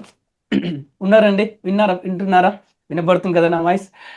దేవుడు చేసిన కార్యాన్ని బట్టి మరొకసారి కనుక మీ జీవితంలో కూడా ఏంటంటే ఆయన వాక్యాన్ని నమ్ముకుంటే నిజంగా ఆయన వాక్యం మనం బ్రతికించేస్తుంది. మనుషులు కాదు బ్రతికించేది, దేవుని వాక్యం బ్రతికిస్తుందని నేటికి కూడా దేవుని మీదే ఆధారపడుతూ ప్రతిదీ దేవుని మీదే ఆధారం చేసుకొని దేవుని వైపు చూస్తున్నందునే దేవుడు నన్ను ఈ విధంగా సజీవంగా ఉంచాడనే విషయాన్ని జ్ఞాపకం చేస్తూ దేవుడి మాటలు దీవించింది గాక. బైబిల్లో నుంచి ఒక మాట చదువుదాం. మొదటి దినవృత్తాంతముల గ్రంథం బైబిల్లో నుంచి మాట మనం చదవచ్చు. మన దేవుని మందసమును మరలా మన యుద్ధకు కంచువత్తము రండి. సౌలు దినములలో దాని యుద్ధ మనము విచారణ చేయకయే ఉంటిమి. రైట్. అయితే దావీదు రాజు అయినటువంటి దావీదు తన జీవితంలో కొన్ని ఒడిదొడుకులు జరిగాయి, కొన్ని తప్పిదాలు జరిగాయి, కొన్ని సరిచేసుకోవడం జరిగింది. తన జీవితంలో ఒక సంఘటన, తన గురించిన వివరణ నేను ఈరోజు వాక్యం ద్వారా మీతో పంచుకుంటాను. అయితే రాజుగా ఉన్నటువంటి ఇశ్రాయేలుకు మొదటి రాజు ఎవరనంటే సౌలు రాజు. సౌలు రాజు తన దినాల్లో ఓటమి పాలవుతూ దేవుని యొక్క మందసాన్ని, దేవుని సన్నిధిని, అయితే ఆ మందసము శత్రువుల చేతిలో పట్టబడ్డప్పుడు అయితే ఆ దినాల్లో ఎవ్వరు జ్ఞాపకం తెచ్చుకోవాలా ఆ మందసం తిరిగి రావాలని ఎవ్వరికి ఆలోచన లేదు. దేవుని మన మధ్యలో లేడే అనే ఆలోచన ఎవరికి లేకుండే. అయితే దావీదు రాజైన తర్వాత ఇక్కడ మనకు కనబడుతుంది ఏంటంటే మనం ఆ రోజుల్లో అసలు జ్ఞాపకం తెచ్చుకోలేదు, కానీ మళ్ళీ కొని తెచ్చుకుందాం రండి. ఆ 13వ అధ్యాయం 3వ వచనంలో చూస్తే ఏమన్నదంటే మన దేవుని మందసం మరలా మన యుద్ధకు కొంచెం వత్తము రండి, తీసుకొని వద్దాం రండి అనే ఆశ దావీదుకుంది. దావీదు ఎంత మంచి భక్తుడు అంటే దేవుని హృదయానుసారుడని దేవుడే బిరుదిచ్చాడు. ఎందుకనంటే దావీదు దేవుని బహుగా ప్రేమించే వ్యక్తి. అంతగా ప్రేమించాడు గనుకనే తను ఉంటున్నటువంటి ప్రాంతంలో, ఆ నగరంలో, ఆ ప్లేస్లో దేవుని సన్నిధి లేదు, దేవుని మందసం లేదు, దేవుడు లేడు అనేది గ్రహించి తిరిగి దేవుని తీసుకురావాలా, మన మధ్యలో దేవుని ఉంచుకోవాలా అనే ఆశ తనలో ఉంది. ఈరోజు దేవుని బిడ్డలమైన మనకు కూడా ఏ ఆశ కలిగి ఉండాలి అని అంటే లోకంలో ఉన్న వాటి మీద కాదు, కానీ దేవుడు మనతో ఉండాలన్న ఆశ మనకు ఉండాలా. బైబిల్లో ఉన్న ఎంతోమంది భక్తులు దేవుని పట్ల ఎంతో ఆశ కలిగి ఉన్నారు, దేవుని చూడాలని ఆశ కలిగి ఉన్నారు, దేవునితో మాట్లాడాలి అనే ఆశ కలిగి ఉన్నారు, దేవుని చూడాలని కోరుకున్నటువంటి వారు కూడా ఉన్నారు. అయితే అదే సమయంలో అదే విధంగా దావీదు కూడా మందసాన్ని తిరిగి తెచ్చుకుందామని అనుకున్నాడు. ఆశ మంచిగా ఉంది, కొని తెద్దామని వెళ్ళాడు. మనం ఈ విషయాన్ని, ఈ సంఘటన అంతా ఎక్కడ చూస్తామంటే 2వ సమూయేలు గ్రంథంలో 6వ అధ్యాయంలో. ఒకసారి మీరు మీ దగ్గర బైబిల్ ఉంటే ఆ అధ్యాయాన్ని తీసి ఉంచండి. నేను ఈరోజు చెప్పబోయే వాక్యం అంతా కూడా 2వ సమూయేలు గ్రంథం 6వ అధ్యాయాన్ని మాత్రం నేను వివరిస్తాను. అక్కడ వెళ్ళాడు, అందరూ ఒక 35,000 మంది కలిసి వెళ్ళారు. దేని కొరకు? మందసాన్ని తీసుకొద్దామని వెళ్ళారు. ఒకసారి తీస్తారా? నేను చదువుతాను. 2వ సమూయేలు గ్రంథం 6వ అధ్యాయం అయితే 3వ వచనం చదువుతాను. 6వ అధ్యాయం 3వ వచనం. 2వ సమూయేలు గ్రంథం 6వ అధ్యాయం 3వ వచనం. వారు దేవుని మందసమును క్రొత్త బండి మీద ఎక్కించి గిబియాలోనున్న అబినాదాబు యొక్క ఇంటిలో నుండి తీసుకొని రాగా అబినాదాబు కుమారులకు ఉజ్జాయును అయోయును ఆ కొత్త బండిని తోలిరి. అయితే వీళ్ళందరూ వెళ్ళారు. ఇప్పుడు ఒక కొత్త బండిని తీసుకున్నారు. ఆ కొత్త బండి మీద దేవుని మందసాన్ని ఎక్కించుకొని తీసుకొస్తూ ఉన్నారు. అయితే ఇక్కడ జాగ్రత్తగా గమనించాలా, ఇప్పుడు దావీదు యొక్క ఆశ మంచిదా అంటే మంచిదే, దావీదు చేస్తున్న పని మంచిదా అంటే మంచిదే. అయితే ఈ పని మంచిదే. ఏ పని? మందసం తన దగ్గర ఉండాలా, మందసం తన ప్రాంతంలో ఉండాలా, ఆ అంతఃపురంలో ఉండాలి అని ఆశ కలిగి ఉన్నాడు, మంచిది. అయితే ఇప్పుడు జరిగిన తప్పిదం ఏంటంటే ఆ బండి మీద తీసుకొస్తున్నాడు కదా, తీసుకొస్తున్నప్పుడు ఏమైందంటే ఒక దగ్గర కళ్ళము, అక్కడ నాకోను కళ్ళం అనే ఉంటుంది, అక్కడికి వచ్చినప్పుడు ఆ ఎద్దు కాలు జారడం వల్ల ఏమైందంటే ఆ బండి మీద ఉన్న మందసం కింద పడిపోతుంది. అక్కడ కింద పడబోతున్నప్పుడు ఉజ్జా అనేటువంటి వ్యక్తి వెళ్ళి ఆ వెంట పక్కనే ఉంటాడు కదా, అయితే ఆ మందసాన్ని చేత్తో పట్టుకుంటాడు. దేవుని కోపము బాగా రగులుకుని అక్కడక్కడే ఉజ్జా చనిపోయాడు. అక్కడ ఉజ్జా చనిపోవడం వల్ల ఆ స్థలానికి పేరేజ్ అనే పేరు పెట్టబడింది. పేరేజ్ అంటే వినాశనం జరిగింది. అక్కడ ఉజ్జా చనిపోయాడు. ఆ భయంకరమైన దేవుని కోపాన్ని చూసిన దావీదుకు కొంత వ్యాకుల పడ్డాడు. ఇలా జరిగింది, ఇప్పుడు ఈ మందసాన్ని తీసుకెళ్తే ఏంటిది అనే భయం కలిగి అక్కడే ఉంచేసి వెళ్ళిపోయాడు. అక్కడ ఎవరి దగ్గర ఉంచాడు? అక్కడ ఒక వ్యక్తి ఉన్నాడు, ఒబేదేదోము అనేటువంటి వ్యక్తి ఇంటిలో పెట్టి వెళ్ళిపోయాడు. ఎందుకని? ఈ భయంకరమైనటువంటి వినాశనం జరిగింది. ఉజ్జా మీద దేవుని కోపం రగులుకుంది. ఎందుకు ఉజ్జాని చంపించేశాడు? అసలు వెళ్ళిపోయాడు. అయితే దావీదు తిరిగి వెళ్ళిపోయాడు. ఎప్పుడు తిరిగి వచ్చాడు తెలుసా? విడిచిపెట్టిపోయిన ఆ మందసాన్ని తీసుకోవడానికి మళ్ళీ తిరిగి ఎప్పుడు వచ్చాడంటే ఒక 3 నెలలు ఆ ఒబేదేదోము ఇంటిలో ఉందట. ఒకసారి చూస్తారా? అదే అధ్యాయంలో 10వ వచనం, యెహోవా మందసమును దావీదు పురంలోనికి తన యొద్దకు తెప్పింపనొలక గిత్తీయుడగు ఒబేదేదోము ఇంటి వరకు తీసుకుని అచ్చట ఉంచెను. 11వ వచనం, యెహోవా మందసము 3 నెలలు గిత్తీయుడగు ఒబేదేదోము ఇంటిలో ఉండగా యెహోవా ఒబేదేదోమును అతని ఇంటి వారందరినీ ఆశీర్వదించెను. దేవుని మందసం ఉండుట వలన యెహోవా ఒబేదేదోము ఇంటి వారిని అతనికి కలిగిన అంతటిని ఆశీర్వదించుచున్నాడని సంగతి దావీదుకు వినబడగా దావీదు పోయి దేవుని మందసమును ఒబేదేదోము ఇంటిలో నుండి దావీదు పురమునకు ఉత్సాహంతో తీసుకొని వచ్చాను. అయితే చూడండి, 3 నెలలు ఒబేదేదోము ఇంటిలో ఉన్నందున దేవుడు ఏం చేశాడంటే అతనిని, అతని ఇంటి వారందరినీ దేవుడు దీవించాడు. అతని ఇంటి వారందరినీ దేవుడు దీవించేసరికి ఇది ఎవరు విన్నారు? రాజైన దావీదు విన్నాడు. దావీదు వరకు వినపడింది. ఏమని?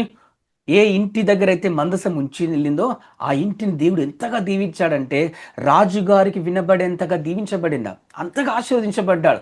ఇప్పుడు దావీదుకు ఒక ఆలోచన వచ్చింది. ఏంటి ఆలోచన? అయితే ఇప్పుడు మరలా వెళ్ళి తెచ్చుకుందాం. ఆ పురంలో ఆ ఇంటిలో ఉంటే అంతగా దీవించబడ్డాడు కదా, అంతగా ఆశీర్వించబడ్డాడు కదా, అయితే అదే మందసం తిరిగి తెచ్చుకోవాలని ఉత్సాహంతో వెళ్ళి తీసుకొని వచ్చేసాడు. ఇక్కడ కొంచెం ఆగుదాం. ఎందుకని ఒబేదేదోము ఇంటిని దేవుడు ఆశీర్వదించాడు అంటే ఆ ఇంటిలో 3 నెలలు ఉంటే ఆ మందసం అంటే ఏంటి? దేవుని ఆజ్ఞలు కలిగిన పలకలు ఆ మందసంలో ఉంటాయి. కేరూబుల మధ్య నివసిస్తున్న దేవుడు అక్కడ ఉండటం వలన ఆ ఇంటిని దీవించబడింది. అయితే ఒక ప్రశ్న నేను వేస్తాను. ఇప్పుడు 3 నెలలు ఒబేదేదోము ఇంటిలో ఉంటేనే అంతగా దీవించబడ్డాడే, మరి అది ఇదే మందసము ఇంతకు ముందుకు ఎవరింటిలో ఉండే? స్టార్టింగ్లో మనం చూస్తాం అబినాదాబ్. ఒకసారి చూడండి ఆ మాట 6వ అధ్యాయంలో. ఎవరింటిలో? అబినాదాబు ఇంటిలో 20 సంవత్సరాలు ఉంది. ఇక్కడ క్వశ్చన్ ఏంటంటే అదే మందసము, దేవుని మందసము 20 సంవత్సరాలు అబినాదాబు ఇంటిలో ఉంది, 3 నెలలు మాత్రమే ఒబేదేదోము ఇంటిలో ఉంది. మరి అబినాదాబు కుటుంబము, వారి కుమారులు దీవించబడ్డారని, ఆశీర్వదించబడ్డారని మనకెక్కడ ఎందుకు కనబడదు? మరి అదే మందసము ఒబేదేదోము ఇంటిలో 3 నెలలు ఉంటేనే ఎందుకు అందరూ ఆశీర్వించబడింది? ఇక్కడ చాలా మంది చేసే పొరపాటు ఏంటంటే ఈ మందసము దేవుని వాక్యం కలిగిన, ఆజ్ఞలు కలిగిన పలకలు, ఆ మందసము సన్నిధి ఆ ఇంటిలో ఉంది. ఆ ఇంట్లో ఉంటే చాలా మంది అనుకుంటారు మా ఇంట్లో ప్రార్థన పెట్టించుకుంటే దేవుడు మమ్మల్ని దీవిస్తాడని. ఇంట్లో గోడలకు పెడతారు, చాలా వాక్యాలు పెడతారు, పెట్టడం తప్పనట్లేదు, కానీ ఆ వాక్యాలు ఉంటే దీవించబడతాం అనుకుంటారు. కొంతమంది రాకపోకలేని యెహోవా తోడై ఉన్నాను అలాంటి వాక్యాలు పెడుతుంటారు. ఇంటిలోనికి వచ్చినప్పుడు వెలుపలికి వెళ్ళినా దీవించబడదు అని వాక్యాలు పెట్టుకుంటారు. అంటే ఆ వాక్యాలు పెట్టుకుంటే దీవించబడతామా? మరి ఎందుకు మరి అబినాదాబు ఇల్లు దీవించబడలా? ఈరోజు దేవుడు మన ఇంటిలో ఉండాలా. ఫస్ట్ ఆఫ్ ఆల్ ఒబేదేదోము ఇంటిలో ఎందుకు దీవించబడ్డాడంటే ఆ ఇంటిలో దేవుడు ఉన్నాడనే భయము ఆ ఇంటి వారికి ఉంది. అక్కడ అబినాదాము అంత భక్తిగా ఉన్నట్టు కనబడదు, కానీ ఒబేదేదేమో దేవుడు ఉన్నందుకేనేమో భయంతో బతికాడు. తనకున్న భయం ఏంటి? అమ్మో అజాగ్రత్తగా ఉంటే ఉజ్జా చనిపోయాడు. ఇప్పుడు మందసం ఉన్నందున దేవుని బట్టి భయముతో, వణుకుతో ఆ ఇంటిలో దేవుడున్నాడన్న గ్రహింపు కలిగి జాగ్రత్తగా నడుచుకున్నాడు, భక్తితో నడుచుకున్నాడు. చక్కగా ఉండడం వలన దేవుడు ఆ ఇంటిని దీవించాడు. ఇంతకు ఒబేదేదోము ఇశ్రాయేలు కాదు, దేవుడి బిడ్డ కాదు, అతడు కూడా ఒక ఫిలిస్తీయుడు అయినప్పటికీ కూడా దేవుడు అతన్ని దీవించాడు. ఎందుకు తెలుసా? దేవునికి భయపడు వారిని ఖచ్చితంగా దేవుడు దీవిస్తాడు. ఆయన అంటే భయముతో, వణుకుతో, విధేయతతో ఎవరైతే ఉంటారో, ఆయన ఉన్నాడనే భయం ఉంటుందో వారు దీవించబడతారు. బైబిల్లో మనం యోసేపును కూడా చూస్తాం. అతనికి ఒక అవకాశం వచ్చింది. పొతీఫరు భార్యతో పాపం చేసే సందర్భంలో శోధన వచ్చినప్పుడు, అవకాశం ఉన్నప్పుడు, అంతఃపురంలో ఎవరు లేని అన్ని చూసి పాపానికి తొందరపడకుండా దేవుడు చూస్తున్నాడు. జీవము కలిగిన దేవుని ఎదుట ఎంత దుష్కార్యం నేను ఎలా చేస్తాను, ఈ పాపం నేను ఎలా చేస్తాను అంటే, పాపం చేయడానికంటే ముందు తనలో ఉన్న ఆలోచన ఏంటంటే దేవుడు చూస్తున్నాడన్న భయం తనకు ఉన్నందున ఆ యోసేపు జీవితంలో నింద అయితే పడింది, జైలుకైతే వెళ్ళాడు, కానీ అక్కడి నుంచి డైరెక్ట్ నేరుగా ప్రధానమంత్రి స్థాయికి వెళ్ళాడండి. ఫరో గుర్తింపు కలిగి అతనికి ఎంత అధికారం ఇచ్చాడు తెలుసా? ఫరోకున్న అధికారం అంతటి ఇచ్చేసాడు. ఇప్పుడు యోసేపు ఏం చెప్తా జరగాల, యోసేపు మాటనే నెరవేర్చబడాలా, ఏం చెప్పినా, ఏం చేయాలన్నా, ఒక వ్యక్తి రావాలన్నా, ఒక వ్యక్తి పోవాలన్నా యోసేపు పర్మిషన్ కావాలా. ఎందుకు ఆ స్థాయికి వెళ్ళాడు? యోసేపు దేవునికి భయపడ్డాడు. ఈరోజు ఉబేదేదం ఇల్లు నిజంగా అనుకుందాం, ఆ మందసము అలా మరణాన్ని చూసిన ఉబేదేదం కూడా భయంతో ఉన్నానందుకేనేమో కదా దేవుడు అతన్ని దీవించబడింది. మరి సెకండ్ టైం ఇంతగా ఆశీర్వించబడ్డాడని దావీదు తెలుసుకున్నాడు కదా. మరి దావీదు కూడా తెలుసుకొని దావీదు వెళ్ళి మందసాన్ని తీసుకొద్దామని వెళ్ళాడు. ఇప్పుడు ఎలా వెళ్ళాడు తెలుసా? ఇంతకు ముందుకు ఎందుకు అసలు ఫస్ట్ మెయిన్ పాయింట్ ఏంటంటే, మరి ఉజ్జా ఎందుకు చనిపోయాడంటే ప్రధాన కారణం ఏంటంటే, అసలు దావీదు కొన్ని రోజులు సౌలు తరుముతున్న సమయంలో ఫిలిస్తీయుల దగ్గరికి వెళ్ళి అక్కడ కొంతకాలం ఉంటాడు. అక్కడ ఉండడం బట్టి దావీదుకు తెలుసు, ధర్మశాస్త్రం తెలుసు, దేవుని ఉద్దేశం తెలుసు, కానీ ఎందుకో ఫిలిస్తీయుల ఆచారాన్ని పాటించారు. ఫిలిస్తీయులు కూడా వాళ్ళు ఏదైనా వాళ్ళ దేవతను, వాళ్ళ దేవుళ్ళను వాళ్ళు ఊరేగించినప్పుడు కొత్త బండిని ఏర్పరచుకుంటారు, కొత్త బండి మీద ఊరేగిస్తారు. అలాగే దావీదు కూడా చేశాడు. అది దేవునికి కోపం వచ్చింది. ఎందుకు తెలుసా? నువ్వు చేయాలనుకున్న పని మంచిదే, కానీ ఎలా చేస్తున్నావు అనేది చాలా ముఖ్యం. నువ్వు చాలా మంది ఈరోజు అలాగే ఉన్నారు. నేను దేవుని పని చేస్తున్నాను అనుకుంటున్నారు, మంచిదే, కానీ ఎలా చేస్తున్నావు అన్నది ప్రభావితం అవుతుంది. ఈరోజు నువ్వు ఎలా చేస్తున్నావు? దేవుని మందసం తిరిగి తెచ్చుకోవాలనుకున్నాడు, మంచిదే, కానీ ఎలా చేస్తున్నావు? బండి మీద తీసుకురావడం అది దేవుడు చెప్పిన ఆజ్ఞ కాదు కదా. దేవుడు ఏం చెప్పాడు? అలా మోయకూడదు కదా మందసాన్ని. ఎలా ఫిలిస్తీయుల ఆచారాన్ని ఈరోజు దావీదు పాటించడం వల్ల దేవుని కోపం వచ్చింది. ఈరోజు నేటికి చాలా మంది క్రైస్తవులు కూడా దేవుని తెలిసిన వారే, దేవుని నమ్మిన వారే, దేవుని వెంబడిస్తున్న వాళ్ళే ఇంకా ఇంకా ఇంకా ఆచారాలను వెంబడిస్తున్నారు, లోక సంబంధమైన ఆచారాలు పాటిస్తున్నారు. చిన్న బిడ్డలు పుడితే వాళ్ళకి ఏదో కలుగుతుందని అన్యులు ఏం చేస్తారు? వీళ్ళు అదే చేస్తారు. అన్ని ఆచారాలను తీసుకొచ్చేసారు, అన్ని దేవునికి నచ్చినది కూడా తీసుకొచ్చేసారు. అది దేవునికి చాలా కోపం. అయితే దావీదు చేసిన పొరపాటు ఏంటో తెలుసా? మందసము కొత్త బండి మీద రాకూడదు. అయితే మనం గతంలో ఎరికో గోడలు దేవుడు కూల్చేశాడు. దేవుని గొప్ప అద్భుతం ఏంటంటే, ఎవరి ప్రమేయం లేకుండానే దేవుడు ఆ ఎరికో గోడలు కూల్చేశాడు. ఆ కూల్చివేయబడ్డప్పుడు ఆ ఎరికో గోడల చుట్టూ దేవుని ప్రజలను తిరగమన్నాడు. రోజుకొకసారి తిరగమన్నాడు. 7వ రోజు 7 సార్లు తిరగమన్నప్పుడు ముందు ఎవరు నడవాలా? మీకు ఎవరికైనా ఐడియా ఉందా? దేవుడు ఒక గుంపును పెట్టాడు. ఎలా? స్టెప్ బై స్టెప్ దేవుడు ప్రతిదీ ఒక సిస్టమేటిక్గా దేవుడు చేస్తాడు. ఆయన ఒక చక్కగా సిస్టమేటిక్గా ప్లాన్ చేస్తాడు. ముందు ఎవరు నడవాలా? ఎరికో గోడల చుట్టూ తిరుగుతున్నప్పుడు ఎవరు పడితే వాళ్ళు నడవాలా? మందసాన్ని మోయే యాజకులు నడవాలా? ఆ యాజకులు ముందు వెళ్తుంటే ముందు బూరలు ఊదుకుంటూ వెళ్తూ దాని వెనుక యాజకులు మందసాన్ని మోస్తున్నప్పుడు ప్రజల దండు గుంపుగా వెళ్ళాలా? అంటే ముందు దేవుడు వెళ్ళాలా? ఒకవేళ ముందు దేవుని మందసం లేక పక్కన పెట్టి వీళ్ళు రోజు ఎరికో గోడల చుట్టూ తిరిగారనుకోండి, గోడలు కాదు కదా, గోడకున్న పెచ్చు కూడా కూలకపోతుండే. దేవుని మందసం ముందు ఉంది కనుక అద్భుతం జరిగింది. ఆ మందసం ఎక్కడుంది? యాజకుల భుజముల మీద ఉందా? భుజముల మీద ఉంది. మందసము ఎక్కడ మోయాలో తెలుసా? భుజముల మీద మోయాలా.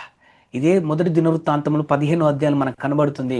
దావీదు మళ్ళీ లేవీలను ఏర్పరచుకున్నాడు, చెప్పాడనమాట. ఒకసారి ఆ మాట చూస్తారా? మొదటి దినవృత్తాంతముల గ్రంథము, ఒకసారి మీ బైబిల్ తీయండి. మొదటి దినవృత్తాంతముల గ్రంథం 15వ అధ్యాయం 13వ వచనంలో ఏమనుందంటే, ఇంతకు ముందు మీరు ఇశ్రాయేలు దేవుడైన యెహోవా మందసమును మోయక ఉండుట చేత, జాగ్రత్త వినండి, మందసమును మోయక ఉండుట చేతను మనము మన దేవుడైన యెహోవా యొద్ద విధిని బట్టి విచారణ చెయ్యకుండుట చేతను ఆయన మనలో నాశనము కలగజేసెను. కావున ఇప్పుడు మీరును మీ వారును మిమ్మును మీరు ప్రతిష్ఠించుకొని నేను మందసమును సిద్ధపరిచిన స్థలమునకు దాన్ని తేవలెను. 14 వచనం. అప్పుడు యాజకులను లేవీయులను ఇశ్రాయేలు దేవుడైన యెహోవా మందసము తెచ్చుటకై తమ్మును తాము ప్రతిష్ఠించుకొనిరి. 15 వచనంలో లాస్ట్ లైన్లో ఉంటుంది, దేవుని మందసము దాని దండలతో తమ భుజముల మీదికి ఎత్తుకొనిరి. ఎలా ఎత్తుకున్నారట? ఎలా ఎత్తుకున్నారట? వాళ్ళు భుజముల మీద వాళ్ళు మోసారు. వాళ్ళు తెలుసుకున్నాడు, దావీదు తప్పు తెలుసుకున్నాడు. ఏం తప్పు తెలుసుకున్నాడు తెలుసా? మనం మోయలేదు, మనం తప్పని చేశాం. ఇంతకు ముందుకు దేవుని మందసం భుజంలో మోయాల్సింది మనం మోయలా. అసలు దేవుని దగ్గర కూడా విచారణ చేయాలా. ప్రభు ఇలా తేవాలి, తెద్దాం అనుకుంటున్నాం కానీ ఇలా తేవాలా, అది విచారణ చేయలేదు. విచారణ చేయనందుకే నాశనం జరిగింది. కనుక మన జీవితంలో ఏం చేసినా దేవునికి విన్నపం చేయాలా. దేవునికి ప్రతి విషయంను ఆయనకు విన్నపం చేయాలా. ప్రతిది దేవుని చిత్తానుసారంగా జరగమని దేవుని కోరుకోవాలా, వేడుకోవాలా. మనం కూడా ఆశపడాలా, ప్రభు నీ చిత్తమే జరిగించు ప్రభు అని. ఎందుకో తెలుసా? దేవుని చిత్తమును ప్రకారం కాకపోతే నాశనమే జరుగుతుంది. బైబిల్లో మనం ఆది కాండంలో ఒక సంఘటన చూస్తాం. ఏంటంటే ప్రజలందరూ ఒక గోపురం కడతారు. ఆ గోపురానికి ఒక పేరు ఉంటుంది. చెప్తారా మీరు ఎవరైనా? పెద్ద ఆకాశం అంటూ గోపురం కడదాం అనుకుంటారు. ఆ గోపురానికి ఒక పేరు ఉంటుంది. చెప్తారు ఎవరైనా? ఏంటి ఆ పేరు? బాబేలు గోపురం. ఆ బాబేలు గోపురం కట్టుకోవాలనుకున్నప్పుడు అందరూ కట్టుకుంటారు. ఎందుకు కట్టుకోవాలనుకుంటారు? అసలు జలప్రలయం తర్వాత ఒక మైదానానికి వెళ్ళి గోపురం ఎందుకు కట్టుకుంటారంటే వాళ్ళ ఉద్దేశం ఏంటో తెలుసా? మళ్ళీ ఒకవేళ జలప్రలయం వస్తే మునిగిపోకుండా చాలా ఎత్తున మనం ఉండొచ్చు అన్న ఉద్దేశం వాళ్ళది. దేవుని కోపం వచ్చింది. ఎందుకో తెలుసా? అసలు మీరు ఎందుకు కట్టుకుంటున్నారు? జలప్రలయంలో మునిగిపోకుండా ఉండడానికి, అందరూ ఒక దగ్గర ఉండడానికి. అసలు మీరు ఎలా ఉండాలా? అసలు జలప్రలయం ఎందుకు వచ్చింది? చేసిన తప్పుని బట్టేగా. అందరూ చెడిపోయినందుకే, అందరు హృదయాలు ఆలోచన చెడిపోయి పాపం చేసినందుకే జలప్రలయం వచ్చింది. ఇప్పుడు అలా జలప్రలయం రాకుండా బ్రతుకులు మనసులు మార్చుకోవాల్సింది పోయి జలప్రలయం వస్తే జలప్రలయం తప్పించుకోవాలన్న ఆలోచన వాళ్ళకు ఉంది తప్ప జలప్రలయం రాకుండా మన బ్రతుకులు మార్చుకోవాలా, పాపం చేయకుండా ఉండాలా, నోహవ్వ వలె నీతిమంతులుగా మన బ్రతకాలన్న ఆలోచన వరకు లేదు. అందుకు దేవుని కోపం వచ్చి దిగొచ్చి ఆ గోపురాన్ని కట్టడం ఆపేశాడు. దేవుడు ఆపేశాడు, తారుమారు చేసేసాడు. ఆ భాషలు అప్పుడు ఒక్కటే భాష ఉండే, కానీ దేవుడు దిగొచ్చి అన్ని భాషలు తారుమారు చేసి అందరినీ చెదరగొట్టేశాడు. ఎందుకు? దేవుని చిత్తంలో వాళ్ళు కట్టట్లేదు కదా. దేవుడి చిత్తంలో మనం చేయాలా. అయితే ఒకరోజు రాజైన సౌలు కూడా ఏం చేస్తాడు తెలుసా?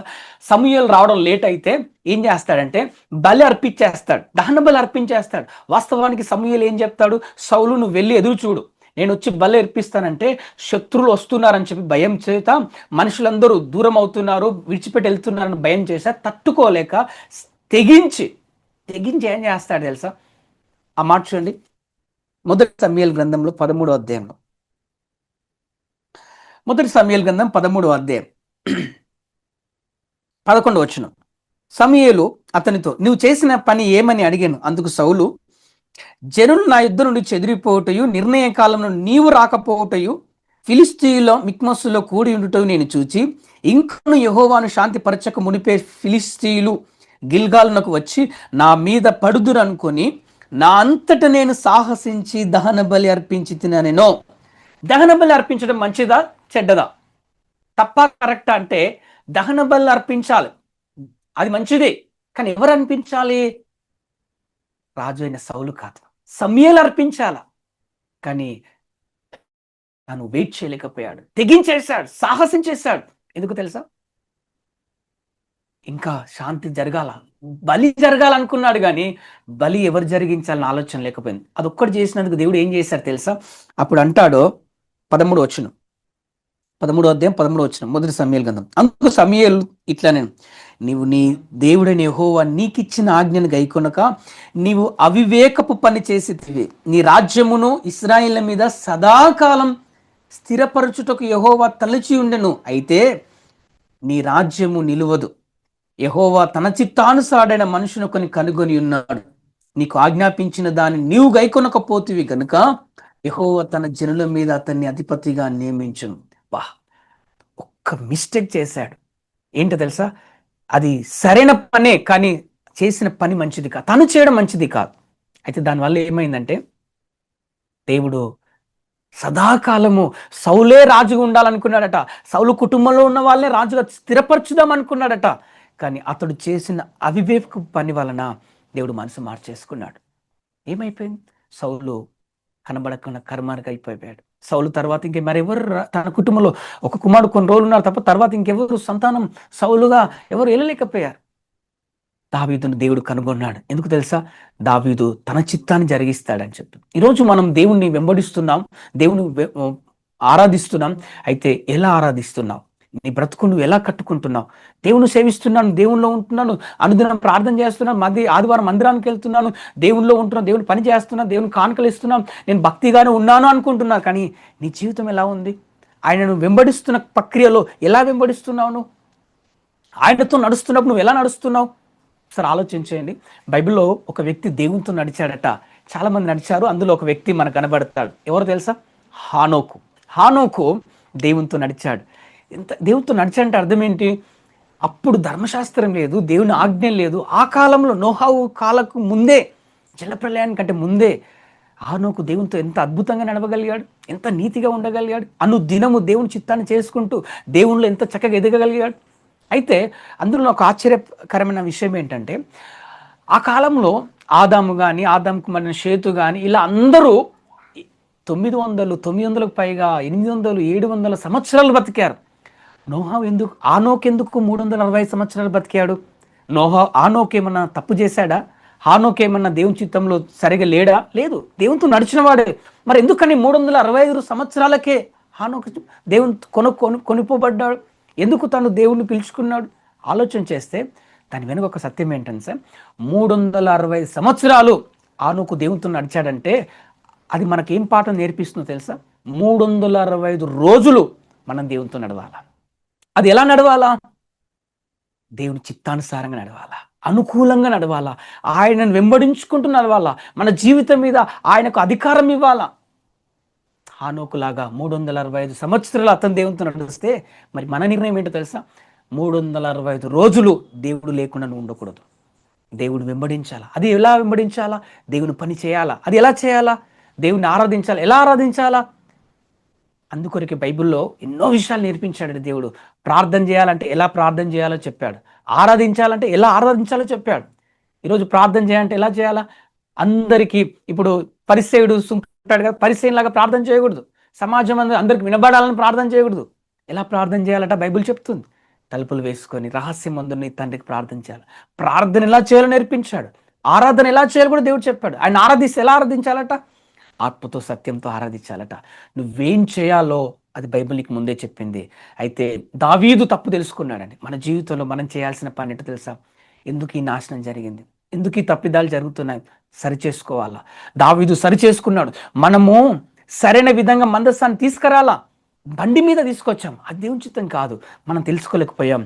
నెక్స్ట్ భుజమిల మీద మోయాలని చెప్పి ఆ మందస్సాన్ని అండి భుజమిల మీద మోస్తూ ఉత్సాహం చేస్తూ ఆత్మలో ఆనందపడుతూ సంతోషపడుతూ, అయ్యో అక్కడ ఎవరు చూస్తున్నారనే ఆలోచన కూడా లేదండి దావీదుకు. ధ్యానం చేస్తున్నాడు, నాట్యం ఆడుతున్నాడు, ఏఫోదును ధరించుకున్నాడు. ఎవరు ధరించుకుంటారు తెలుసా? ఏఫోదు యాజకులు ధరించుకుంటారు. ఒక రాజయుండి తన గర్వం లేదు, నేను రాజును కదా, నాకంటూ ప్రత్యేకమైన వస్త్రాలు ఉండాలా, నాకంటూ ప్రత్యేకమైన స్థానం ఉండాలా, మీరందరూ నేను చెప్పింది చేయాలా, ఇలా ఆజ్ఞ ఇచ్చేవాడు కాదు దావీదు. రాజయుండి కూడా మందస్సం తన పురమునకు వస్తుందంటే ఏఫోదును ధరించుకొని తగ్గింపు కలిగి ఆ బట్టలు వేసుకొని ఎగురుతూ ధ్యానం చేస్తూ ఆత్మలో ఆనందిస్తున్నాడు. ఈరోజు చాలా మంది మనలో కూడా దేవుని నమ్మిన వాళ్ళు ఆనందిస్తున్నారండి. కానీ ఇక్కడ ఆనందిస్తున్నారు తెలుసా? డబ్బును బట్టి ఆనందపడుతున్నారు. వారి డబ్బును బట్టి అతిశయపడతారు. కొందరు గుర్రములను బట్టి రథములను బట్టి అతిశయపడతారు. భక్తుడు అంటాడు, నేనైతే నా దేవుని బట్టి అతిశయపడుతుని అంటాడు. మనం కూడా దేవుని బట్టి ఆనందపడాలా. దావీదు ఎందుకు నాట్యం ఆడుతున్నాడు? తన పురమునకు తన దేవుడు వస్తున్నాడన్న ఆనందం తనకు ఉంది. కానీ ఈరోజు మనకు ఆనందం ఉందా? మన దేవుడు, మన హృదయమే దేవుని ఆలయం అని చెప్తే ఆ దేవుడు నాలో ఉన్నాడు, ఆనందం లేదు. ఈరోజు చాలా మంది ఆనందం ఏంటో తెలుసా? ఏదన్నా పొందుకుంటే ఆనందం, ఏదైనా కొనుక్కుంటే ఆనందం, అందరూ మనల్ని గొప్పగా మీరు చాలా గ్రేట్ అంటే ఆనందం, మనల్ని పొగిడితే ఆనందం. కానీ నిజమైన ఆనందం ఎక్కడుండాలంటే దేవుడు మనతో ఉంటే ఆనందం ఉండాలా. మనతో ఉన్నాడన్న ఆనందం మనకు ఉండాలా. మనతో ఉన్నాడు, మనతో నివసిస్తున్నాడని తెలుసుకొని దేవుని బట్టి ఆనందించాలా. ఎప్పుడైతే దేవుని బట్టి నువ్వు ఆనందపడతావో నీ జీవితంలో దేవుడు నిన్ను కూడా ఆనందపడేటట్టు చేస్తాడు. అయితే దేవుడు పురంలో దావీదు తన పురంకి వస్తున్నాడు కదా. అయితే ఎవరు చూశారట తెలుసా? నేను ముగించేస్తాను, ముగింపులోనికి వెళ్తాను. అయితే దావీదు అలా నాట్యం ఆడుతుంటేనట తన భార్య చూసిదట. భార్య చూసి భార్య దావీదును అలా డ్యాన్స్ చేస్తుంటే హృదయంలో అసహించుకుందట. ఇప్పుడు ఒకటి చెప్పండి, మందసము తన పురమునకు వస్తుంటే భర్త అయిన దావీదుకేమో ఆనందం ఉంది, భార్య అయిన మీకాలుకి ఎందుకు ఆనందం లేదు? ఎందుకు తెలుసా? మీకాలు శరీరానుసారులు, దావీదు ఆత్మానుసారుడు. ఎప్పుడైనా చూడండి, శరీరానుసారులకు ఆత్మానుసారులకు పడదు, పొత్తు కుదరదు, జోడు కుదరదు. ఒకవేళ భర్త ఆత్మీయుడు అయితే భార్య ఆత్మీయురాలు కాకపోతే ఇద్దరికి ఎప్పటికీ కుదరదు. ఎందుకు? ఇద్దరు ఆత్మీయులైన ఉండాలి, ఇద్దరు శరీరానుసారులైన ఉండాలి. ఒకరు ఆత్మీయంగా ఉండి ఒకరు శరీరానుసారంగా ఉంటే ఇద్దరికి పడదు. అయితే ఇప్పుడు ఆత్మలో ఆనందపడుతున్న దావీదును చూసి ఆనందపడాల్సిన మీకాలు హృదయంలో నొచ్చుకుంటుంది, అసహించుకుంటుంది. ఆ మాట చూడండి, అదే 6వ అధ్యాయంలో, 2 సమూయేలు గ్రంథం 6వ అధ్యాయంలో ఈ మాట ఉంటుంది. 6వ అధ్యాయం 10వ వచనం. యెహోవా మందస్సము దావీదు పురమునకు రాగా సౌలు కుమార్తె యగు మీకాలు కిటికీలో నుండి చూచి యెహోవా సన్నిధిని గంతులు వేయుచు నాట్యం ఆడుచునున్న దావీదును కనుగొని తన మనసులో హీనపరుచుకుందట. దేవుని బట్టి ఆరాధిస్తున్న ఆనందపడుతున్న దావీదును చూసి హీనపరచబడింది. ఎందుకు? అసహించుకుంది, ఎందుకు? తను చేస్తున్న డ్యాన్స్ను చూసి తన ఆనందానికి కారణాన్ని కనుగోలేకపోతుంది. అయితే మీకాలు ఇంత భయంకరమైన స్థితిలో ఉంది తెలుసా? తాను కిటికీలో నుంచి తొంగి చూస్తుంది. చాలా మందికి లోకానుసారంగా ఉన్న వ్యక్తులకు ఎలా ఉంటుందో తెలుసా? భార్య ఏం చేస్తుంది, భర్త ఏం చేస్తాడు, వాళ్ళు ఏం చేస్తారు, అనుమానంతో చూస్తుంటారు. చూస్తే వీళ్ళు చెడ్డ హృదయంతో చూస్తే చెడ్డగానే కనబడతారు కదా అండి. ఇప్పుడు నాకు ఒక స్పెట్స్ ఉన్నాయి. ఇప్పుడు ఈ స్పెట్స్కి ఒకవేళ గ్రీన్ కలర్ కవర్ వేసారనుకోండి, నేను చూసేది అంతా గ్రీన్ కనబడుతుంది కదా. నువ్వు రెడ్ కలర్ కవర్ పెడితే రెడ్ కనబడుతుంది. నీవు ఎలా ఉన్నావు ఫస్ట్ ఇంపార్టెంట్. మీకాలు హృదయం మంచిగా లేదు కనుక దావీదును చూస్తే కూడా మంచిగా కనబడలా. అయితే మీకాలు హీనపరుచుకుందట, మనసులో హీనపరిచింది. ఎవరిని? దేవుని భక్తుని, దేవుని చిత్తాన్ని జరిగిస్తున్న దావీదు, తప్పు తెలుసుకున్న దావీదును, దేవుని హృదయానుసరైన దావీదును మన జీవితంలో ఒక పాఠం నేర్చుకోవాలి. మనం ఎప్పుడు కూడా దేవుని చిత్తం చేస్తున్న మనుషుల్ని కానీ, దేవుని సేవ చేస్తున్న దేవుని సేవకులను కానీ, లేదంటే దేవుని బిడ్డలను కానీ మనం వారిని హీనపరచుకోకూడదు, వాళ్ళని అసహించుకోకూడదు, వాళ్ళని దూరం చేయకూడదు, అంటే వాళ్ళని ద్వేషించకూడదు. ఎందుకు తెలుసా? వాళ్ళకు వ్యతిరేకంగా నీవు ఉంటే దేవుని సంగతి చేస్తాడు. అయితే ఈ ఎలా చెప్పగలుగుతున్నామంటే, మోషకు ఇద్దరు సహోదరు ఉన్నారు. అంటే ఒక అన్న ఒక అక్క ఉన్నాడు, మిరియాము, ఇంకా అన్నెవరు? అహరోన్. అయితే వాళ్ళిద్దరూ మోషను బట్టట, మోషే వివాహాన్ని బట్టంట మోషకు వ్యతిరేకంగా వాళ్ళు మాట్లాడుతున్నారు. దేవుని కోపం దేవుడు విన్నాడు. మోషకు వ్యతిరేకంగా మాట్లాడుతున్న మాటలు సనుగులు విన్నాడు దేవుడు. అంటే దీని అర్థం ఏంటో తెలుసా? నీవు మాట్లాడుతున్న ప్రతి మాట కూడా దేవుడు వింటాడని గుర్తుపెట్టుకోవాలి. ఆ రోజు మోషకు వ్యతిరేకంగా మాట్లాడితే దేవుడు కోపం తెచ్చుకొని మిరియాముకు అహరోనుకు కుష్ఠరోగం కలగజేయబడింది. మళ్ళీ దేవుడు చెప్పాడు, మీ ముగ్గురు నా సన్నిధికి రండి, నా సేవకుడు, నువ్వు ఎందుకు భయపడలా? దేవుడు వార్నింగ్ ఇచ్చేశాడు. మళ్ళీ మోషే ప్రార్థన చేస్తే కనుక వాళ్ళు బాగుపడలా. ఈరోజు ఎవరిని మనం హీనపరచకూడదు, హృదయంలో ఎవరిని హీనంగా చూడకూడదు. దావీదును తన మనసులు హీనపరుచుకుందట. అయితే ఏం చేస్తుందో చూడండి ఒకసారి. దావీదు తిరిగి ఇంటికి వచ్చినప్పుడట 20వ వచనంలో మనం చూస్తాం. తన ఇంటి వారిని దీవించుటకు దావీదు తిరిగి రాగా సౌలు కుమార్తె అయిన మీకాలు దావీదును ఎదుర్కొని బయలుదేరి వచ్చి ఈయన స్థితి గల పనికత్తెలను చూచిచుండగా వ్యర్థుడొకడు తన బట్టలను విప్పివేసినట్టుగా ఇశ్రాయేలు రాజువైన నీవు నేడు బట్టలను తీసివేసి ఎంత ఘనముగా కనబడుతావని అసహ్యము చేసినందున. ఏమంటుందట? ఇక్కడ కొన్ని విషయాలు ఆగుదాం, ఒక విషయాలు పరిశీలన చేద్దాం. ఏమంటుందంటే, వ్యర్థుడవు. ఎవరు వ్యర్థుడండి? దావీదు వ్యర్థుడు అని తిడుతుంది. ఇంకొక మాట అంటుంది అక్కడ, హీన స్థితి గల పనికత్తెలు. అంటే మీకాలు దగ్గర పని చేస్తున్న పనికత్తెలు, పని వాళ్ళను హీనులుగా చూస్తుంది. మన జీవితంలో ఒక పాఠం నేర్చుకోవాలా? ఏ రోజును బట్టి ఏ ఒక్కరిని వాళ్ళ సిచ్యువేషన్, అంటే వాళ్ళ స్థితి, వాళ్ళ పని కొందరు ఏం చేస్తారంటే మంచి అధికారులై ఆఫీసులో పనిచేస్తారు, కొందరు మంచి మంచి డిపార్ట్మెంట్లో పనిచేస్తారు, కొందరు రోడ్ల దగ్గర క్లీన్ చేయడానికి కదా, పరిశ్రమ అవన్నీ నీట్గా చేయడానికి అన్ని వాళ్ళు పని చేస్తుంటారు. అంటే మోరి కాలువలు క్లీన్ చేసే వాళ్ళకు ఆ పని వీలైంది, వాళ్ళు ఆ పని చేస్తారు. అంటే అలాంటి పనులు చేసేవాడు మనం హీనంగా చూడాలా? అంటే వాళ్ళ పనిని బట్టి వాళ్ళని గణపరచాలా? కాదండి. తోటి వారు మనుషులే, వాళ్ళు ఏ పని వాళ్ళకి ఆ పని అప్పగించబడింది, వాళ్ళు ఆ పని చేస్తున్నారు. కొందరు వాచ్మెన్లను చూస్తే హీలన చేస్తారు, కొందరు సెక్యూరిటీ గార్డును చూస్తే నీదేందని చూస్తారు. అంటే మనం గణపరచాలి, మనం గొప్ప చూడాలంటే వాళ్ళు ఒక స్థాయిలో ఉండాలన్నమాట. అయితే మీకాలు కూడా ఏంటో తెలుసా, పనికత్తెల్ని హీనంగా చూస్తుంది. నువ్వు రోజు నీకు మంచి హృదయం దేవుని బిడ్డగా నువ్వు ఎప్పుడు ఉంటావు తెలుసా? ప్రతి వ్యక్తికి నువ్వు రెస్పెక్ట్ ఇవ్వాలా. వారికి ఆ పని ఉందంటే నువ్వు పర్సన్కి ఇస్తున్నావు ఆ పని, వారికి ఆ పని అంతే. కానీ పర్సన్ నువ్వు హీనం చేయొద్దు కదా. వాళ్ళ స్థితి బాగాలేకనో పరిస్థితులు బాగాలేకనో ఆ పని చేయాల్సి వస్తుంది.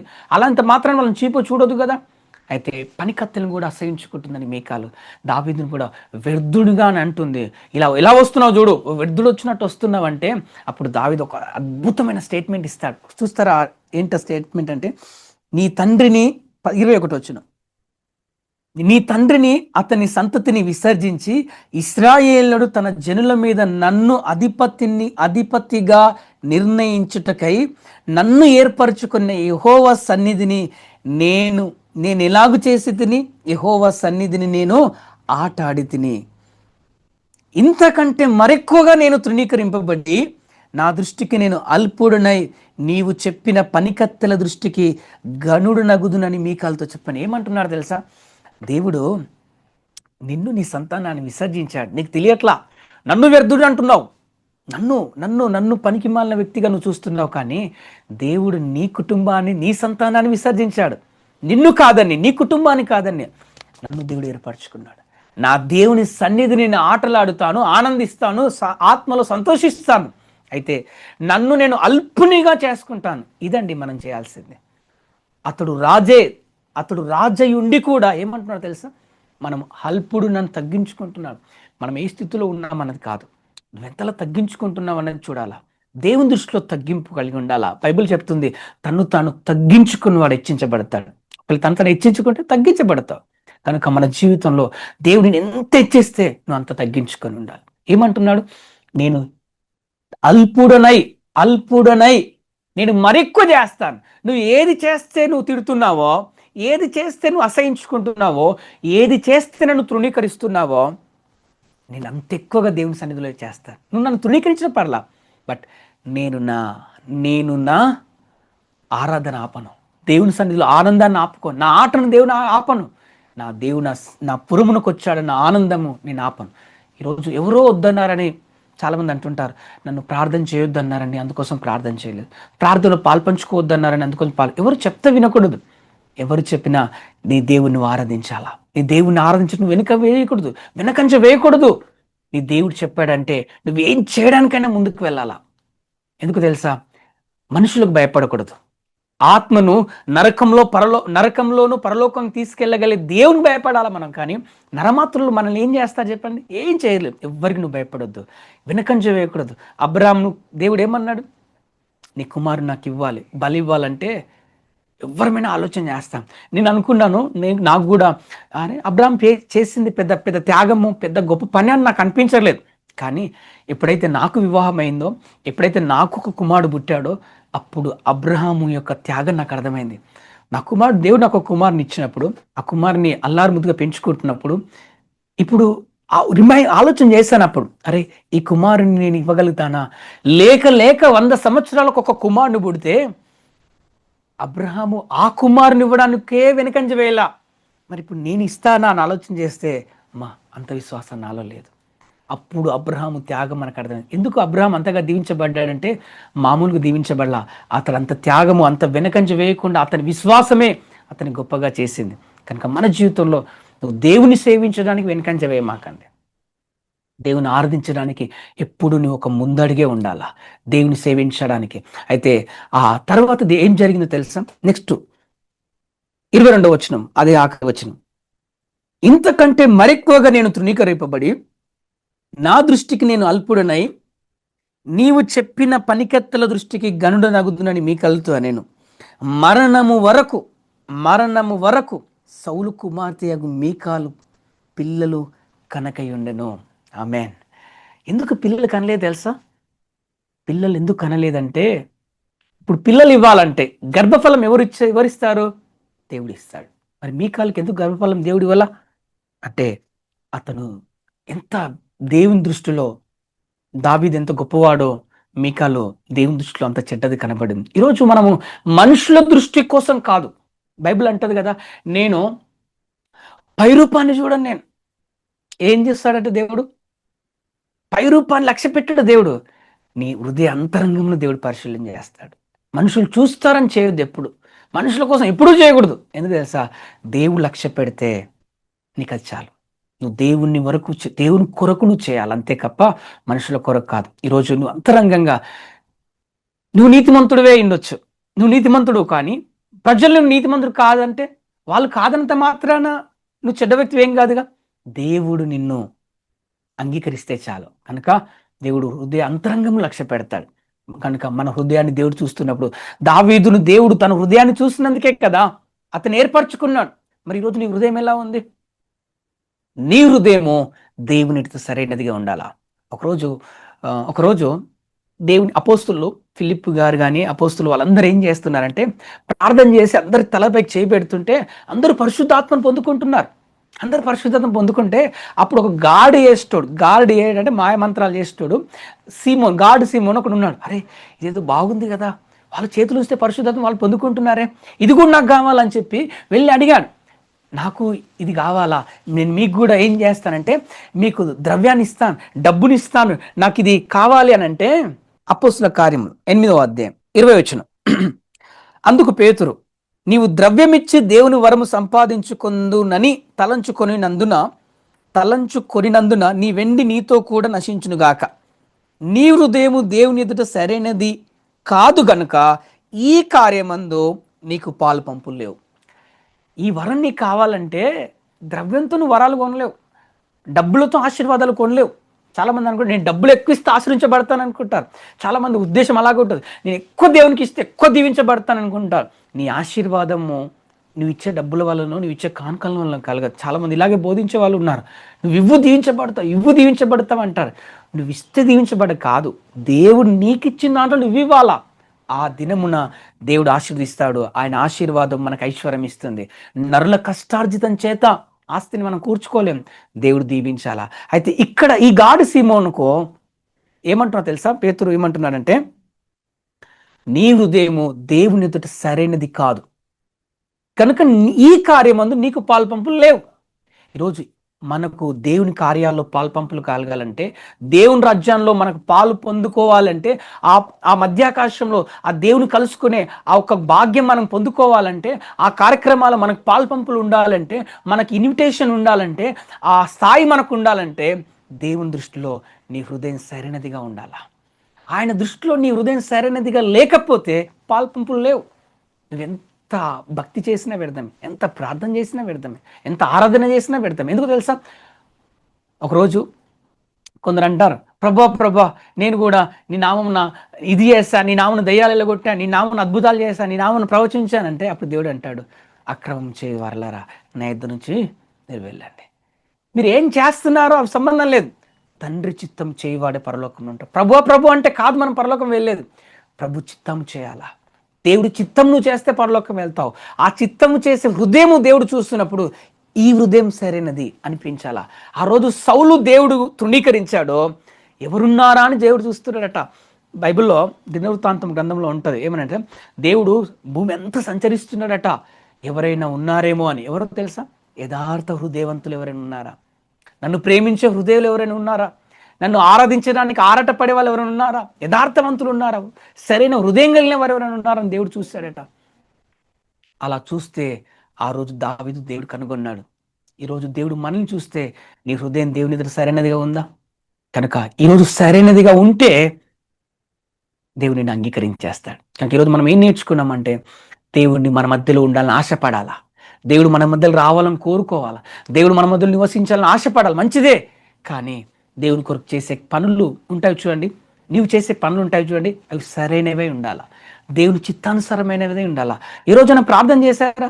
నువ్వు చేస్తున్న పని దేవుని చిత్తము, ప్రభా ఇది నీ చిత్తంలో ఉండాలా, ప్రభా ఇది నీ చిత్తానుసారమైనదై ఉండాలా, ఇది నీ చిత్తమేనా అని అడిగిన రోజులు ఉన్నాయంటారా?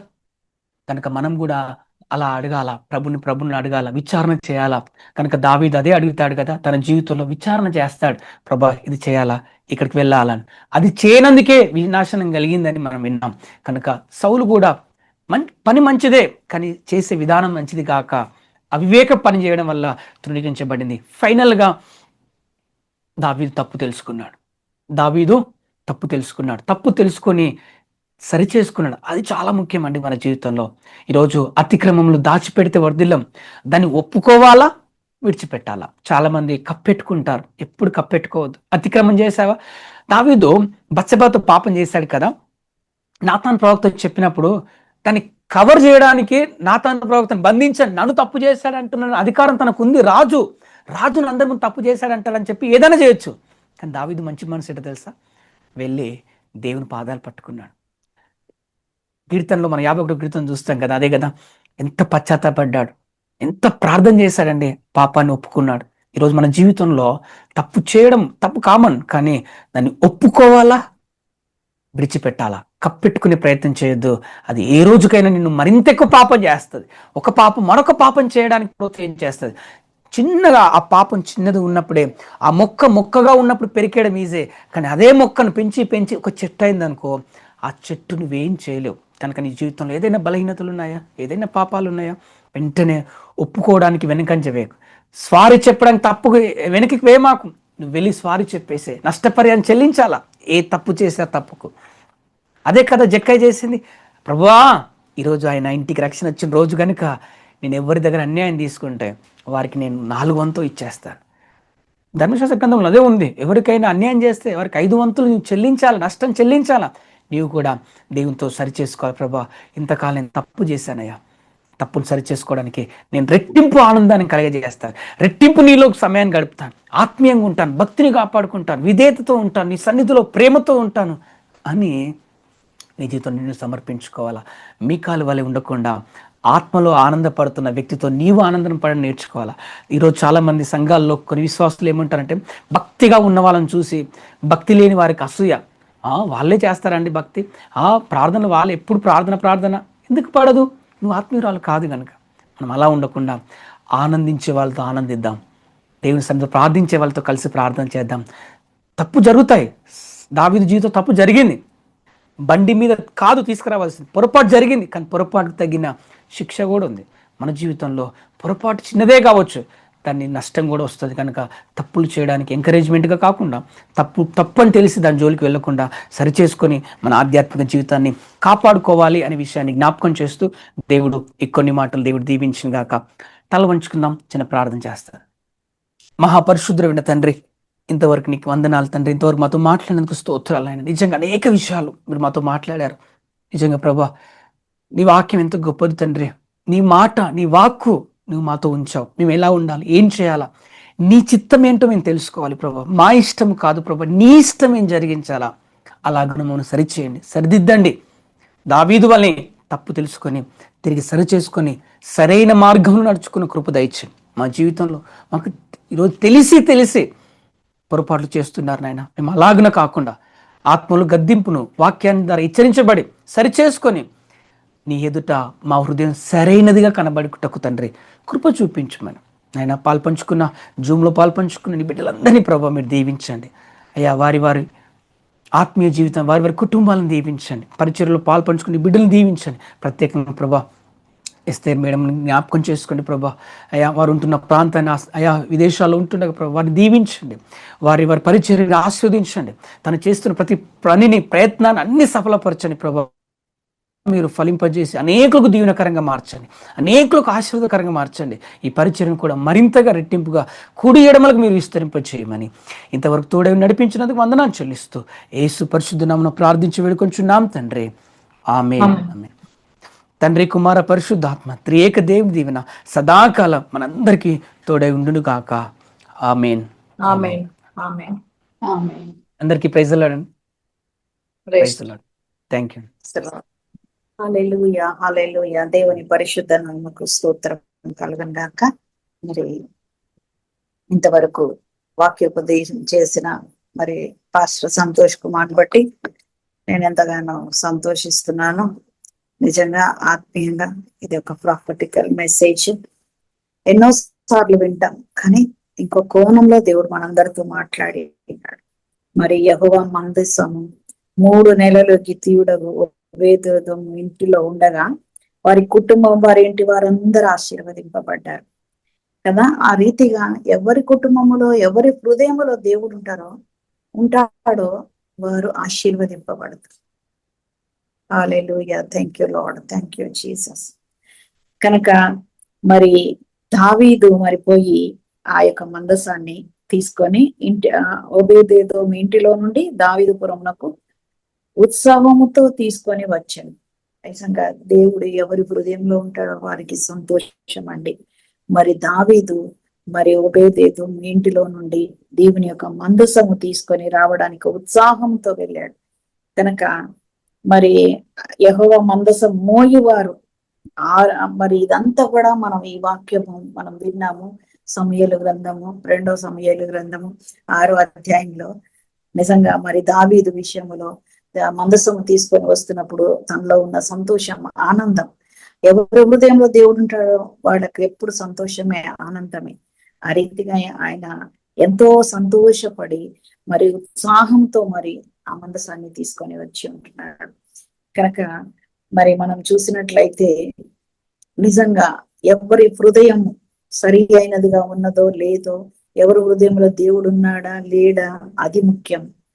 మరి తన యొక్క సాక్ష్యం ద్వారా కూడా మనం ఎంతో నిజంగా తన యొక్క జీవితంలో మరి పాస్టర్ సంతోష్ కుమార్ గారి యొక్క జీవితంలో కూడా దేవుడు అద్భుతం చేసి ఉంటున్నాడు. సాక్ష్యం ద్వారా మరి ఎంతో అసలు నిజంగా అసలు అసాధ్యము, కానీ దేవుడు అసాధ్యమైన వాటిని సుసాధ్యపరిచే దేవుడు, పరమ వైద్యుడుగా ఉండి అనేకుల సహాయముతో భయంకరమైన మరణకరమైన వ్యాధి నుండి విడిపించి తన దాసుని నిలబెట్టి ఈ రీతిగా సేవలో పరిచర్యలో వాడుకుంటున్నందుకు దేవుని స్తుతిస్తున్నాను.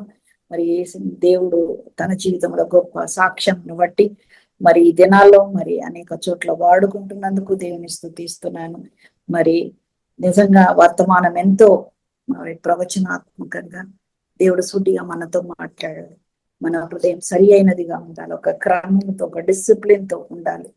కనుక దేనిని బట్టి మనం గర్వించకుండా, అతిశయించకుండానట్లు దేవుని బిడ్డలను, సేవకులను మనము మరి హేళన చేయడమే కాదు, చిన్న చూపు చూడడమే కాదు, మరి మంచి పొజిషన్ లో ఉన్నవారు బీద వారిని తక్కువ చూపుతో చూడడం కాదు, కానీ నిన్ను వారిని, పొరుగు వారిని ప్రేమించమన్న రీతిగా మనల్ని మనం ఏ రీతిగా ప్రేమిస్తున్నామో మన కిందన్న తక్కువ స్థాయి వారిని కూడా మనం అదే విధంగా ప్రేమించాలని మరి ఎంతో స్పష్టంగా మరి తన వాక్యం ద్వారా మనతో మాట్లాడాడు.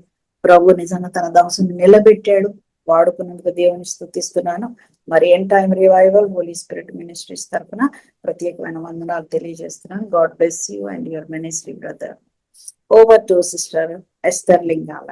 దేవుని నామం స్తోత్రం కలుగును గాక. మరి చాలా సంతోషము, దేవుడు ఎంతో మహిమకరంగా ఈ మీటింగ్ జరిగించుకున్నారు. దేవునికి మహిమ కలుగును గాక. మరి ఈ పాస్టర్ సంతోష్ కుమార్ ఎవరు అంటే మనకు ఈ మినిస్ట్రీ ఎడిటర్ కూడా. మరి జనవరి నుంచి ఇప్పటి వరకు ఈ 7 నెలలు, ఇది 7th మంత్, మన ఈ జూమ్ మీటింగ్ అంతా ఎడిట్ చేసి యూట్యూబ్ లో అప్లోడ్ చేసే మరి పాస్టరు, ఇప్పుడు ఈ రోజు పాస్టరు మరి నాకు పరిచయం అయింది. మనకు ఈ పరిచర్య స్టార్టింగ్ లో పరిచయం అయ్యాడు, కొన్ని రోజులు మన ఎడిటింగ్ చేశాడు, తర్వాత కొన్ని కారణాల వల్ల మరి చేయలేకపోయాడు. కానీ మరలా మనకు ఎడిటర్ అవసరం ఉంది అన్నప్పుడు మరి ఎందుకో దేవుడు ప్రేరేపణను బట్టి సంతోష్ ని కాంటాక్ట్ చేయడం జరిగింది. మరి అప్పటి నుంచి జనవరి నుంచి ఇప్పటి వరకు మన ఈ జూమ్ రికార్డింగ్స్ అంతా మరి తనే ఎడిట్ చేసి యూట్యూబ్ లో అప్లోడ్ చేస్తున్నాడు. మరి అద్భుతంగా మరి దేవుడు మరి ఈసారి తనను మరి పరిచయలో నిలబెట్టడానికి రెండోసారి పరిచయం చేశాడని నేనైతే అనుకుంటున్నాను. మరి దేవుడికి మహిమ కలుగును గాక. మరి పాస్టర్ గా మరి ఒక 3 బ్రాంచెస్ నడిపిస్తూ మరి ఇలాంటి దేవుడి కొరకు మరి పరిచర్యలో కూడా ఒక ఎడిటింగ్ విషయంలో కూడా దేవుడి కొరకు వాడబడుతున్నాడు. మరి ఎంతో సంతోషము. మరి అద్భుతమైన సాక్ష్యం. నిజమే, దేవుడికి అసాధ్యమైంది ఏది లేదు. ఆయన నమ్ముకున్న బిడ్డలను ఎప్పుడు కూడా నిరుత్సాహపరచడు, ఏ పరిస్థితులు అయినా. అసలు అలాంటి బలహీన సమయములో ప్రతి భయంకర శ్రమలు సమస్యలోనే మన దేవుడిని ఉన్నాడు అని మనము విశ్వసిస్తే గొప్ప అద్భుత కార్యం దేవుడు జరిగిస్తాడు కదా. అలాంటి సమయంలో మనుషులను కాదు మనం ఆశ్రయించడం, దేవుణ్ణి ఆశ్రయించాడు కదా. దేవుని వాక్యం ఎంతో బలపరిచింది, ఆదరించింది. కాబట్టి ప్రతి ఒక్కరి జీవితంలో దేవుడు ఒక సాక్ష్యం ఉంటది, కానీ అందరూ చెప్తారు, కానీ వాక్యానుసారంగా నడుచుకోవడము, మరి అద్భుత కార్యానికి దేవుడి కొరకు కృతజ్ఞతగా ఆయన కొరకే జీవించాలి, ఆయన కొరకే బ్రతకాలని ప్రాణాత్మ దేహము సమర్పించుకొని ఆయన పరిచర్య చేసేవాళ్ళు చాలా కొద్ది మంది. చాలా సాక్ష్యాలు చెప్తూ ఉంటారు, కానీ కృతజ్ఞతగా నేను ప్రభువా నన్ను బ్రతికించావు, నేను చనిపోయే వ్యక్తిని నన్ను బ్రతికించావు, ఇంకా నేను నీ కొరకే బ్రతుకుతాను, నీ కొరకు జీవిస్తాను ప్రభువా, నీ పరిచర్యను నమ్మకంగా యథార్థంగా నీ మీద ఆధారపడి నేను నీ పరిచర్యను చేస్తానని సమర్పించుకున్న బిడ్డలు చాలా తక్కువ మంది. కాబట్టి మరి దేవుడు నీ పరిచర్యను దీవించి ఆశీర్వదించాలి. ఇంకా రానున్న దినాలలో అనేక ఆత్మలు నీ ద్వారా దేవుడు రక్షించాలని నేను ఆశపడుతూ ఉన్నాను. మరి దేవుడు మీ పరిచర్యను దీవించి ఆశీర్వదించును గాక. మరి ఆరాధన చేసిన బ్రదర్ ఆనంద్ కూడా మరి ఈ మినిస్ట్రీ తరపున ప్రత్యేక వందనాలు. అద్భుతమైన ఆరాధనలో నడిపించారు. మరి దేవుడికి మహిమ కలుగును గాక. మరి ఈరోజు చాలా సంతోషము. మరి మనకు మునుపు రాయి నుంచి మరి నేను ఎంతో ఆశపడ్డ రాము వాళ్ళు జాయిన్ కావాలి అని, కానీ మరి దేవుడు వాళ్ళను కూడా జాయిన్ చేస్తాడు. మరి వంతి వాళ్ళ పాలెం వాళ్ళు కూడా జాయిన్ అవుతున్నారు రెగ్యులర్ గా, కానీ వీళ్ళు జాయిన్ అవ్వట్లేదు. ఇంకా 2 గ్రామాలు, సో 2 గ్రామాలనైతే దేవుడు నడిపించాడు. నేను ఎంతో సంతోషిస్తున్నాను. మరి రానున్న దినాలలో గోరిలోవ రాయపాలెం వాళ్ళు కూడా జాయిన్ అవుతారు. తప్పకుండా మీరు ప్రార్థన చేయండి. ఇది దేవుడు ఒక అద్భుత కార్యం కదా. నేను ఎంతో దేవుడి దగ్గర మొరపెడుతూ ఉంటాను, ప్రభువా నీ బిడ్డలు రావాలి, నీ వాక్యం వినాలి ప్రభువా. మరి వాళ్ళు ఏదో ఏజెన్సీ ప్రాంతాలలో, ఎవరు వెళ్ళని ప్రాంతాలలో వాళ్ళు ఉన్నారు, కానీ అక్కడ మరి దేవుడు మరి రామును ఏర్పరచుకొని మరి చనిపోయిన మనిషిని బ్రతికించి ఆయన పరిచర్యలో వాడుకుంటున్నాడు. మరి దేవుడికి నిజంగా ఏమిచ్చిన రుణం తీర్చుకోలేము. ఎవరు మన స్థాయి ఏంటి, మన గొప్పతనం ఏంటి, మన అధికారం ఏంటి, మనం ఎంత అదంతా చూడడు. దేవుడు మనస్సు కలిగి దేవుడి మీద ఆధారపడి దేవుడి కొరకు ప్రయాసపడే బిడ్డలకు ఆ పరిచర్యను అప్పగిస్తాడు. నిజంగా ఏది కూడా మనము మరి ఆశించి పరిచర్య కాదు, కానీ దేవుని ఉద్దేశం కలిగి పరిచర్య చేసినప్పుడు దేవుడు అద్భుత కార్యాలు జరిగిస్తాడు. నిజంగా ఈ పరిచర్యలో దేవుడు ఎన్నో అద్భుత కార్యాలు జరిగిస్తున్నాడు. మరి మరి ఆదరణకర్త మినిస్ట్రీస్ సిల్వర్ జూబ్లీ సెలబ్రేషన్స్ కూడా వాళ్ళు వెళ్ళారు. ఒక 6గురు కలిసి వెళ్ళారు. అక్కడ దేవుడు వారిని నిలబెట్టుకొని ఆరాధనలో పాల్గొన్నారు. దేవుడికి మహిమ కలుగును గాక. ఇంకా ఎన్నెన్నో రానున్న దినాలలో పరిచర్యలో బిడ్డలను గొప్పగా వాడుకుంటాడు, గొప్ప సాక్షులుగా నిలబెడతాడని నా యొక్క ప్రార్థన, నా విజ్ఞాపన. కాబట్టి మీరు అందరు ప్రార్థన చేయండి. చాలా సంతోషము. రాము మీ టీం అందరికి కూడా మినిస్ట్రీ తరపున ప్రత్యేక వందనాలు. ఈ రీతిగా మీరందరూ ప్రతి వారము జాయిన్ కావాలని నేను ప్రభువునందు కోరుతూ ఉన్నాను. ఎందుకంటే ఇలాంటి మంచి వాక్యాలు, సాక్ష్యాలు మీరు వినాలి, ఆత్మీయంగా విశ్వాసంలో బలపరచబడాలనేదే నా ఆశ. మీరందరూ దేవుని ఆత్మ అభిషేకం పొందుకోవాలి, దేవుని సాక్షులుగా నిలబడాలి. కాబట్టి మీరందరూ ప్రార్థన చేస్తున్నారు. Thank you for your prayers and support. Keep praying. ఈ పరిచర్య కొరకు ప్రార్థన చేస్తూ ఉండండి. మీ ప్రార్థనల సహాయం ఎంతో అవసరము. విజ్ఞాపనలో పాల్గొన్న ప్రతి బిడ్డను కూడా దీవించి ఆశీర్వదించును గాక. మీరందరూ ప్రార్థన పూర్వకంగా మరి విజ్ఞాపనలో పాల్గొనండి, దేవుని ఆశీర్వాదాలు పొందుకోండి. దేవుడికి మహిమ కలుగును గాక. Thank you so much once again pastor Santosh and Anand brother. మీ గుడి మినిస్ట్రీ తరపున ప్రత్యేక వందనాలు తెలియజేస్తున్నాను. Thank you so much for joining. మరి ఒక్కసారి మీరు ఈ లింక్ను మీరు షేర్ చేయండి, ప్రార్థన చేయండి. దేవుడు అనేక మందిని నడిపిస్తాడు రానున్న దినాలలో. మీరు ప్రార్థన చేయండి అండ్ మీ స్టాటస్ లో కూడా మీరు పెట్టండి. మీరు తప్పకుండా దేవుడే వారిని నడిపిస్తాడు. Thank you so much once again for your prayers and support. God bless you all. We will end this meeting right now. Thank you. Thank you.